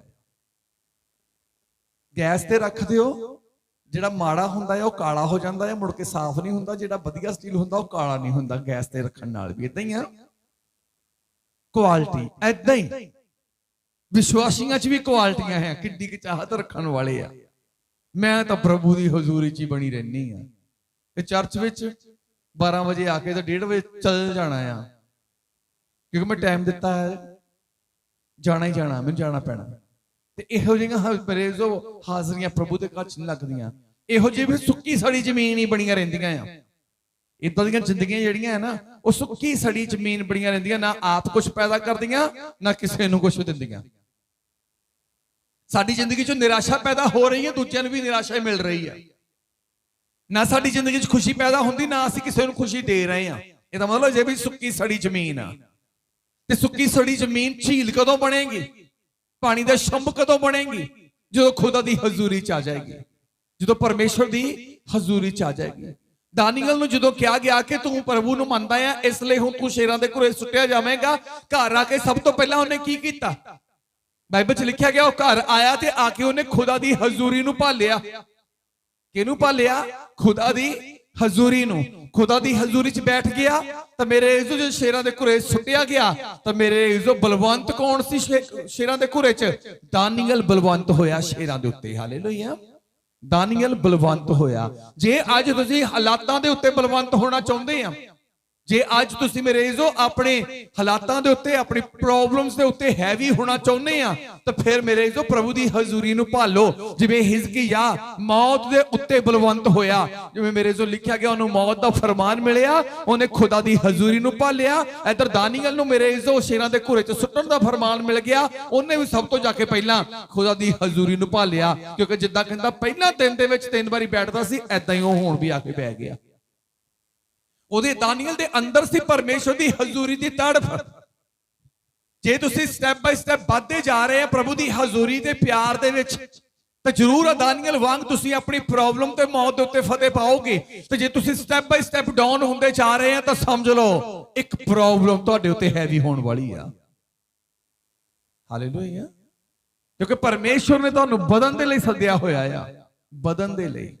ਇੱਥੇ ਬੱਚਾ ਉਹਦੀ ਗਰੋਥ ਨਾ ਹੋਵੇ ਨਾ। ਇੱਕ ਭੈਣ ਇੱਥੇ ਆਈ ਵੀ ਹੋਣੀ ਆ, ਉਹ ਕਹਿੰਦੀ ਸੀ ਮੇਰੀ ਕੁੜੀ ਵੱਧਦੀ ਨਹੀਂ ਆ, ਇੰਨੀ ਕੀ ਆ। ਕਿੰਨੇ ਸਾਲ, ਮੇਰੇ ਕੋਲ 1.5-2 ਸਾਲ ਉਹ ਇੱਕੋ ਹੀ ਪ੍ਰੋਬਲਮ ਲੈ ਕੇ ਬੈਠੀ ਰਹੀ। ਕਿੰਨੀ ਚਿੰਤਾ ਹੈ ਸਾਨੂੰ ਕਿ ਸਾਡੇ ਬੱਚੇ ਦਾ ਕੱਦ ਵਧੇ, ਸਾਡੇ ਬੱਚੇ ਦਾ ਕੱਦ ਵਧੇ। ਅਸੀਂ ਪ੍ਰਾਰਥਨਾਵਾਂ ਵੀ ਕਰਾਉਂਦੇ ਆ, ਜੇ ਰੁਕ ਗਿਆ ਹੋਵੇ ਉੱਥੇ ਕੀ ਦੇਖੀ ਜਾਂਦੇ ਆ। 2 ਸਾਲ ਤੋਂ 1 ਨੰਬਰ ਸੂਟ ਹੀ ਆਈ ਜਾਂਦਾ ਇਹਦੇ, ਬਸ ਉਹੀ, ਇਹ ਤੋਂ ਵੱਧਦਾ ਹੀ ਨਹੀਂਗਾ, ਇਹਦੀ ਲੰਬਾਈ ਵੱਧਦੀ ਨਹੀਂ ਆ। ਦਵਾਈਆਂ ਵੀ ਖਿਲਾਉਂਦੇ ਆ, ਪ੍ਰਾਰਥਨਾ ਕਰਾਉਂਦੇ ਆ। ਕਈ ਤਾਂ ਵਿਚਾਰੀਆਂ ਇਦਾਂ ਦੀਆਂ ਹੁੰਦੀਆਂ, ਡਰਦੀਆਂ ਮਰੀਆਂ ਵਰਤ ਵੀ ਰੱਖਣ ਲੱਗ ਪੈਂਦੇ, ਸਾਡੇ ਬੱਚੇ ਦਾ ਕੱਦ ਵੱਧ ਜਾਵੇ। ਤੇ ਕਦੀ ਆਪਣੀ ਆਤਮਿਕ ਗਰੋਥ ਵੱਲ ਧਿਆਨ ਦਿੱਤਾ ਕਿ ਪ੍ਰਭੂ ਦੀ ਹਜ਼ੂਰੀ ਦੇ ਲਈ ਮੇਰੇ ਅੰਦਰ ਤੜਫ ਵਧੀ ਆ ਜਾਂ ਘਟੀ ਆ? ਮੇਰੀਆਂ ਪ੍ਰਾਰਥਨਾਵਾਂ ਵਧੀਆਂ ਆ ਜਾਂ ਘਟੀਆਂ ਆ? ਮੇਰਾ ਪ੍ਰਭੂ ਦੇ ਘਰ ਦੇ ਵਿੱਚ ਜਾਣਾ ਵਧਿਆ ਆ ਜਾਂ ਘਟਿਆ ਆ? ਮੇਰਾ ਪ੍ਰਭੂ ਦੇ ਘਰ ਦੇ ਵਿੱਚ ਸਮਾਂ ਵਧਿਆ ਜਾਂ ਘਟਿਆ ਆ? ਧਿਆਨ ਦੇ ਕੇ ਦੇਖੋ। ਜਿਹੜੇ 10 ਵਜੇ ਤੋਂ ਲੈ ਕੇ ਅੱਜ ਮੇਰੀ ਜੋ ਸਵੇਰੇ 10 ਵਜੇ ਤੋਂ ਲੈ ਕੇ 2 ਵਜੇ ਤੱਕ ਰਹਿਣਗੇ, ਧਿਆਨ ਦੇ ਕੇ ਦੇਖੋ। ਤੁਸੀਂ 10 ਵਜੇ ਤੋਂ 2 ਵਜੇ ਤੱਕ ਰਹਿਣ ਵਾਲਿਆਂ ਵਿੱਚ ਆ, 11 ਤੋਂ 2 ਵਜੇ ਤੱਕ ਰਹਿਣ ਵਾਲਿਆਂ ਵਿੱਚ ਆ, ਜਾਂ 12 ਤੋਂ 2 ਵਜੇ ਦੇ ਵਿੱਚ ਰਹਿਣ ਵਾਲਿਆਂ ਵਿੱਚ ਆ, ਜਾਂ ਤੁਸੀਂ 1 ਤੋਂ 2 ਵਜੇ ਤੱਕ ਰਹਿਣ ਵਾਲਿਆਂ ਦੀ ਕੈਟਾਗਰੀ 'ਚ ਆ। ਜੇ ਤੁਹਾਡਾ ਸਮਾਂ ਪਰਮੇਸ਼ਰ ਦੇ ਵਿੱਚ ਥੋੜਾ ਆ, ਸਮਝ ਲਓ ਤੁਹਾਡੀ ਆਤਮਿਕ ਗਰੋਥ ਥੋੜੀ ਆ। ਹਾਲੇਲੂਇਆ, ਆਤਮਿਕ ਗਰੋਥ ਤੁਹਾਡੀ ਥੋੜੀ ਆ।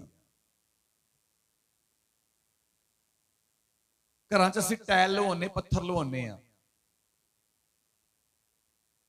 ਟਾਇਲ ਛੇਤੀ ਟੁੱਟਦੀ ਕਿ ਪੱਥਰ ਛੇਤੀ ਟੁੱਟਦਾ? ਟਾਇਲ ਟੁੱਟਦੀ। ਕਿਉਂ? ਕਿਉਂਕਿ ਉਹਦੀ ਮੋਟਾਈ ਘੱਟ ਆ। ਛੱਤ ਤੇ ਲਾਉਣ ਵਾਲੀ ਟਾਇਲ ਮੇਰੇ ਇਜ਼ੋ ਛੇਤੀ ਟੁੱਟਦੀ ਕਿ ਕੰਧਾਂ ਤੇ ਲਾਉਣ ਵਾਲੀ ਇੱਟ ਛੇਤੀ ਟੁੱਟਦੀ? ਗਰੋਥ ਦੇ ਹਿਸਾਬ ਨਾਲ। ਜੇ ਤੁਹਾਡੀ ਗਰੋਥ ਆਤਮਿਕ ਰੂਪ ਚ ਟਾਈਮ ਥੋੜਾ ਹੈ ਨਾ ਰੱਬ ਦੀ ਹਜ਼ੂਰੀ ਚ ਤੁਹਾਡਾ, ਤੇ ਮੇਰੇ ਤੁਸੀਂ ਕਮਜ਼ੋਰ ਆ।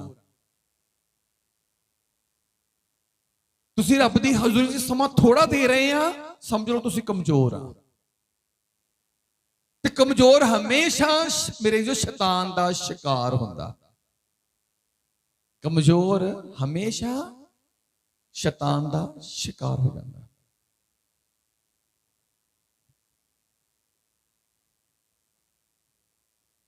ਹਿਜ਼ਕੀਯਾਹ ਨੇ ਪਰਮੇਸ਼ਰ ਦੀ ਹਜ਼ੂਰੀ ਨੂੰ ਭਾਲਿਆ ਤੇ ਪਰਮੇਸ਼ਰ ਦੀ ਹਜ਼ੂਰੀ ਚੋਂ 15 ਵਰੇ ਜੀਵਨ ਲੈ ਲਿਆ। ਜਦੋਂ 38 ਦੀ ਅਸੀਂ 21 ਪੜ੍ਹਦੇ ਆ, ਉਹਦੇ ਇੱਕ ਫੋੜਾ ਸੀ, ਜਿਸ ਫੋੜੇ ਦੇ ਕਰਕੇ ਉਹ ਮਰਨ ਵਾਲਾ ਸੀ। ਜਿਸ ਫੋੜੇ ਦੇ ਕਰਕੇ ਉਹ ਮਰਨ ਵਾਲਾ ਸੀ। ਪਰ ਪਰਮੇਸ਼ਰ ਨੇ ਆਪਣੇ ਦਾਸ ਯਸ਼ਾਇਆ ਵਿੱਚ ਦੀ ਕਿਹਾ ਕਿ ਤੂੰ ਉਥੇ ਹੰਜੀਰਾਂ ਦੀ ਲੁਪਰੀ ਬੰਨ੍ਹਦੇ ਹੁਣ, ਕਿ ਮੌਤ ਵੱਖਰੀ ਹੋਈ ਹੈ ਤੇ ਤੋਂ ਦੁੱਖ ਵੀ ਤੇ ਤੋਂ ਵੱਖਰਾ ਹੋ ਜਾਏਗਾ। ਹਾਲੇਲੂਇਆ। ਮੌਤ ਤਾਂ ਵੱਖਰੀ ਕੀਤੀ ਆ, ਜੀਵਨ ਤਾਂ ਦਿੱਤਾ ਹੀ ਦਿੱਤਾ ਆ, ਤੰਦਰੁਸਤੀ ਵੀ ਦਿੰਦਾ ਹੈ ਤੈਨੂੰ ਮੈਂ। ਠੀਕ ਹੈ ਜੀ, ਚਲੋ ਸਾਡਾ ਕੰਮ ਹੀ ਹੋ ਜਾਏ, ਦੁੱਖ ਤਾਂ ਕੋਈ ਗੱਲ ਨਹੀਂ। ਜਦੋਂ ਖੁਦਾ ਦੀ ਹਜ਼ੂਰੀ ਚ ਆਉਂਦੇ ਆ, ਉਹ ਕੱਲਾ ਕੰਮ ਹੀ ਨਹੀਂ ਕਰਦਾ, ਉਹ ਦੁੱਖ ਵੀ ਹਟਾ ਦਿੰਦਾ। ਪਰਮੇਸ਼ਰ ਨੇ ਹਿਜ਼ਕੀਯਾਹ ਨੂੰ ਆਪਣੀ ਹਜ਼ੂਰੀ ਚ ਜਦੋਂ ਵੇਖਿਆ, ਕਹਿੰਦਾ ਮੈਂ ਤੇਰੇ ਪਿਤਾ ਦਾਊਦ ਦਾ ਪਰਮੇਸ਼ਵਰ ਆ, ਮੈਂ ਤੇਰੀ ਪ੍ਰਾਰਥਨਾ ਨੂੰ ਸੁਣ ਲਿਆ। ਤੇ ਮੈਂ ਹੁਣ ਤੇਰੀ ਉਮਰ ਦੇ 15 ਵਰੇ ਵਧਾ ਰਿਹਾ। ਇਹਦੀ ਆਖਰੀ ਆਇਤ ਪੜਿਓ, ਇਸੇ ਅਧਿਆਇ ਦੀ 38 ਦੀ ਆਖਰੀ ਆਇਤ 21 ਆ। ਹਾਂ ਪੜਿਓ।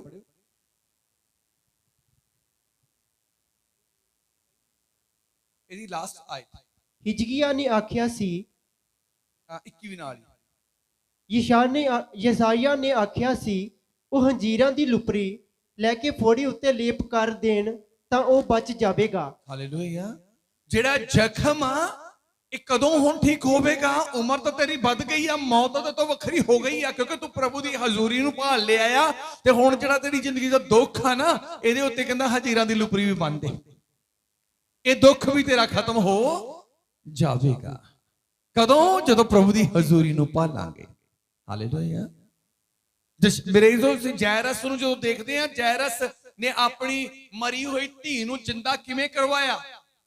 ਜਦੋਂ ਉਹਨੂੰ ਪੜ੍ਹਦੀ ਆ ਤੇ ਬਾਈਬਲ ਇਹ ਵੀ ਬਿਆਨ ਕਰਦੀ ਆ ਕਿ ਮੇਰੇ ਜੋ ਇੱਕ ਪਾਸੋਂ ਧੀ ਦੇ ਮਰਨ ਦੀ ਖਬਰ ਸੀ, ਦੂਜੇ ਪਾਸੇ ਉਹਨੇ ਰੱਬ ਦੀ ਹਜ਼ੂਰੀ ਨਹੀਂ ਛੱਡੀ। ਬਿਰਲਾਪ ਕਰਨ ਲਈ ਆਪਣੇ ਘਰ ਨਹੀਂ ਗਿਆ, ਰੱਬ ਦੀ ਹਜ਼ੂਰੀ ਨੂੰ ਆਪਣੇ ਨਾਲ ਹੀ ਘਰ ਲੈ ਗਿਆ। ਹਾਲੇਲੂਇਆ। ਰੱਬ ਦੀ ਹਜ਼ੂਰੀ ਨੂੰ ਨਾਲ ਹੀ ਲੈ ਗਿਆ। ਜਿਹੜੀ ਚਲ ਗਈ ਉਹ ਤਾਂ ਚਲ ਗਈ ਆ, ਪਰ ਰੱਬ ਦੀ ਹਜ਼ੂਰੀ ਨਾ ਛੁੱਟੇ ਮੇਰੇ ਤੋਂ। ਧੀ ਤਾਂ ਮਰ ਗਈ ਆ, ਪਰ ਖੁਦਾ ਦੀ ਹਜ਼ੂਰੀ ਮੇਰੇ ਤੋਂ ਅੱਡ ਨਾ ਹੋਵੇ। ਹਾਲੇਲੂਇਆ। ਤੇ ਅੱਜ ਬਹੁਤੇ ਲੋਕ ਕਹਿੰਦੇ ਆ ਕਿ ਧੀ ਮਿਲ ਜਾਵੇ, ਖੁਦਾ ਦੀ ਹਜ਼ੂਰੀ ਜਾਂਦੀ ਤੇ ਜਾਂਦੀ ਰਹੇ। ਫਿਲਾਪ ਕੀ ਹੋਇਆ ਜੇ ਸੁੱਖ ਹੀ ਨਾ ਮਿਲਿਆ? ਹਾਲੇਲੂਇਆ। ਅੱਜ ਖੁਦਾ ਦੀ ਹਜ਼ੂਰੀ ਨੂੰ ਅਹਿਮੀਅਤ ਦਿਓ, ਪਹਿਲ ਦਿਓ।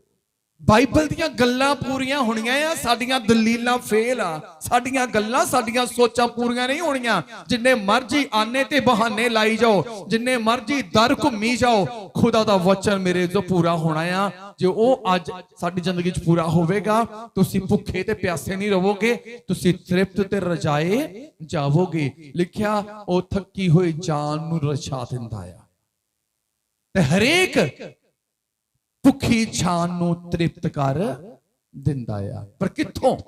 ਹਜ਼ੂਰੀ 'ਚ।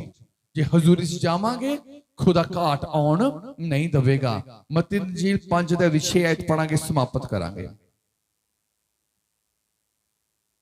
ਧੰਨ ਉਹ ਜਿਹੜੇ ਧਰਮ ਦੇ ਭੁੱਖੇ ਤੇ ਧਿਆਏ ਹਨ, ਧੰਨ ਉਹ ਜਿਹੜੇ ਧਰਮ ਦੇ ਭੁੱਖੇ ਤੇ ਧਿਆਏ ਹਨ, ਕਿਉਂ ਜੋ ਉਹ ਰਜਾਏ ਜਾਣਗੇ। ਕਿਉਂ ਜੋ ਉਹ ਰਜਾਏ ਜਾਣਗੇ। ਆ ਪ੍ਰਭੂ ਦਾ ਦਾਸ ਯਸ਼ਾਇਆ ਕਹਿੰਦਾ, ਜਰੂਸ਼ਲਮ ਨਾਲ ਨਿਹਾਲ ਹੋਵੋ, ਉਸ ਨਾਲ ਬਾਗ ਹੋਵੋ ਤੇ ਉਸ ਦੇ ਗੁਣ ਗਾਓ। ਜਰੂਸ਼ਲਮ ਦੇ ਨਾਲ ਨਿਹਾਲ ਹੋਵੋ। ਜਰੂਸ਼ਲਮ ਦਾ ਮਤਲਬ ਪਰਮੇਸ਼ਵਰ ਦੀ ਹਜ਼ੂਰੀ। ਕਹਿੰਦਾ ਉਹਦੇ ਨਾਲ ਖੁਸ਼ ਰਹੋ, ਬਾਗ ਹੋਇਆ ਕਰੋ। ਜਦੋਂ ਤੁਹਾਨੂੰ ਪਤਾ ਲੱਗੇ ਕਿ ਪ੍ਰਭੂ ਦੀ ਹਜ਼ੂਰੀ 'ਚ ਜਾਣਾ ਆ, ਪ੍ਰਭੂ ਦੀ ਹਜ਼ੂਰੀ ਆਉਣੀ ਆ, ਪ੍ਰਭੂ ਦੀ ਹਜ਼ੂਰੀ ਘੁਟਨੇ ਟੇਕਣ ਦੇ ਨਾਲ, ਪ੍ਰਾਰਥਨਾ ਕਰਨ ਦੇ ਨਾਲ ਹੋਣੀ ਆ।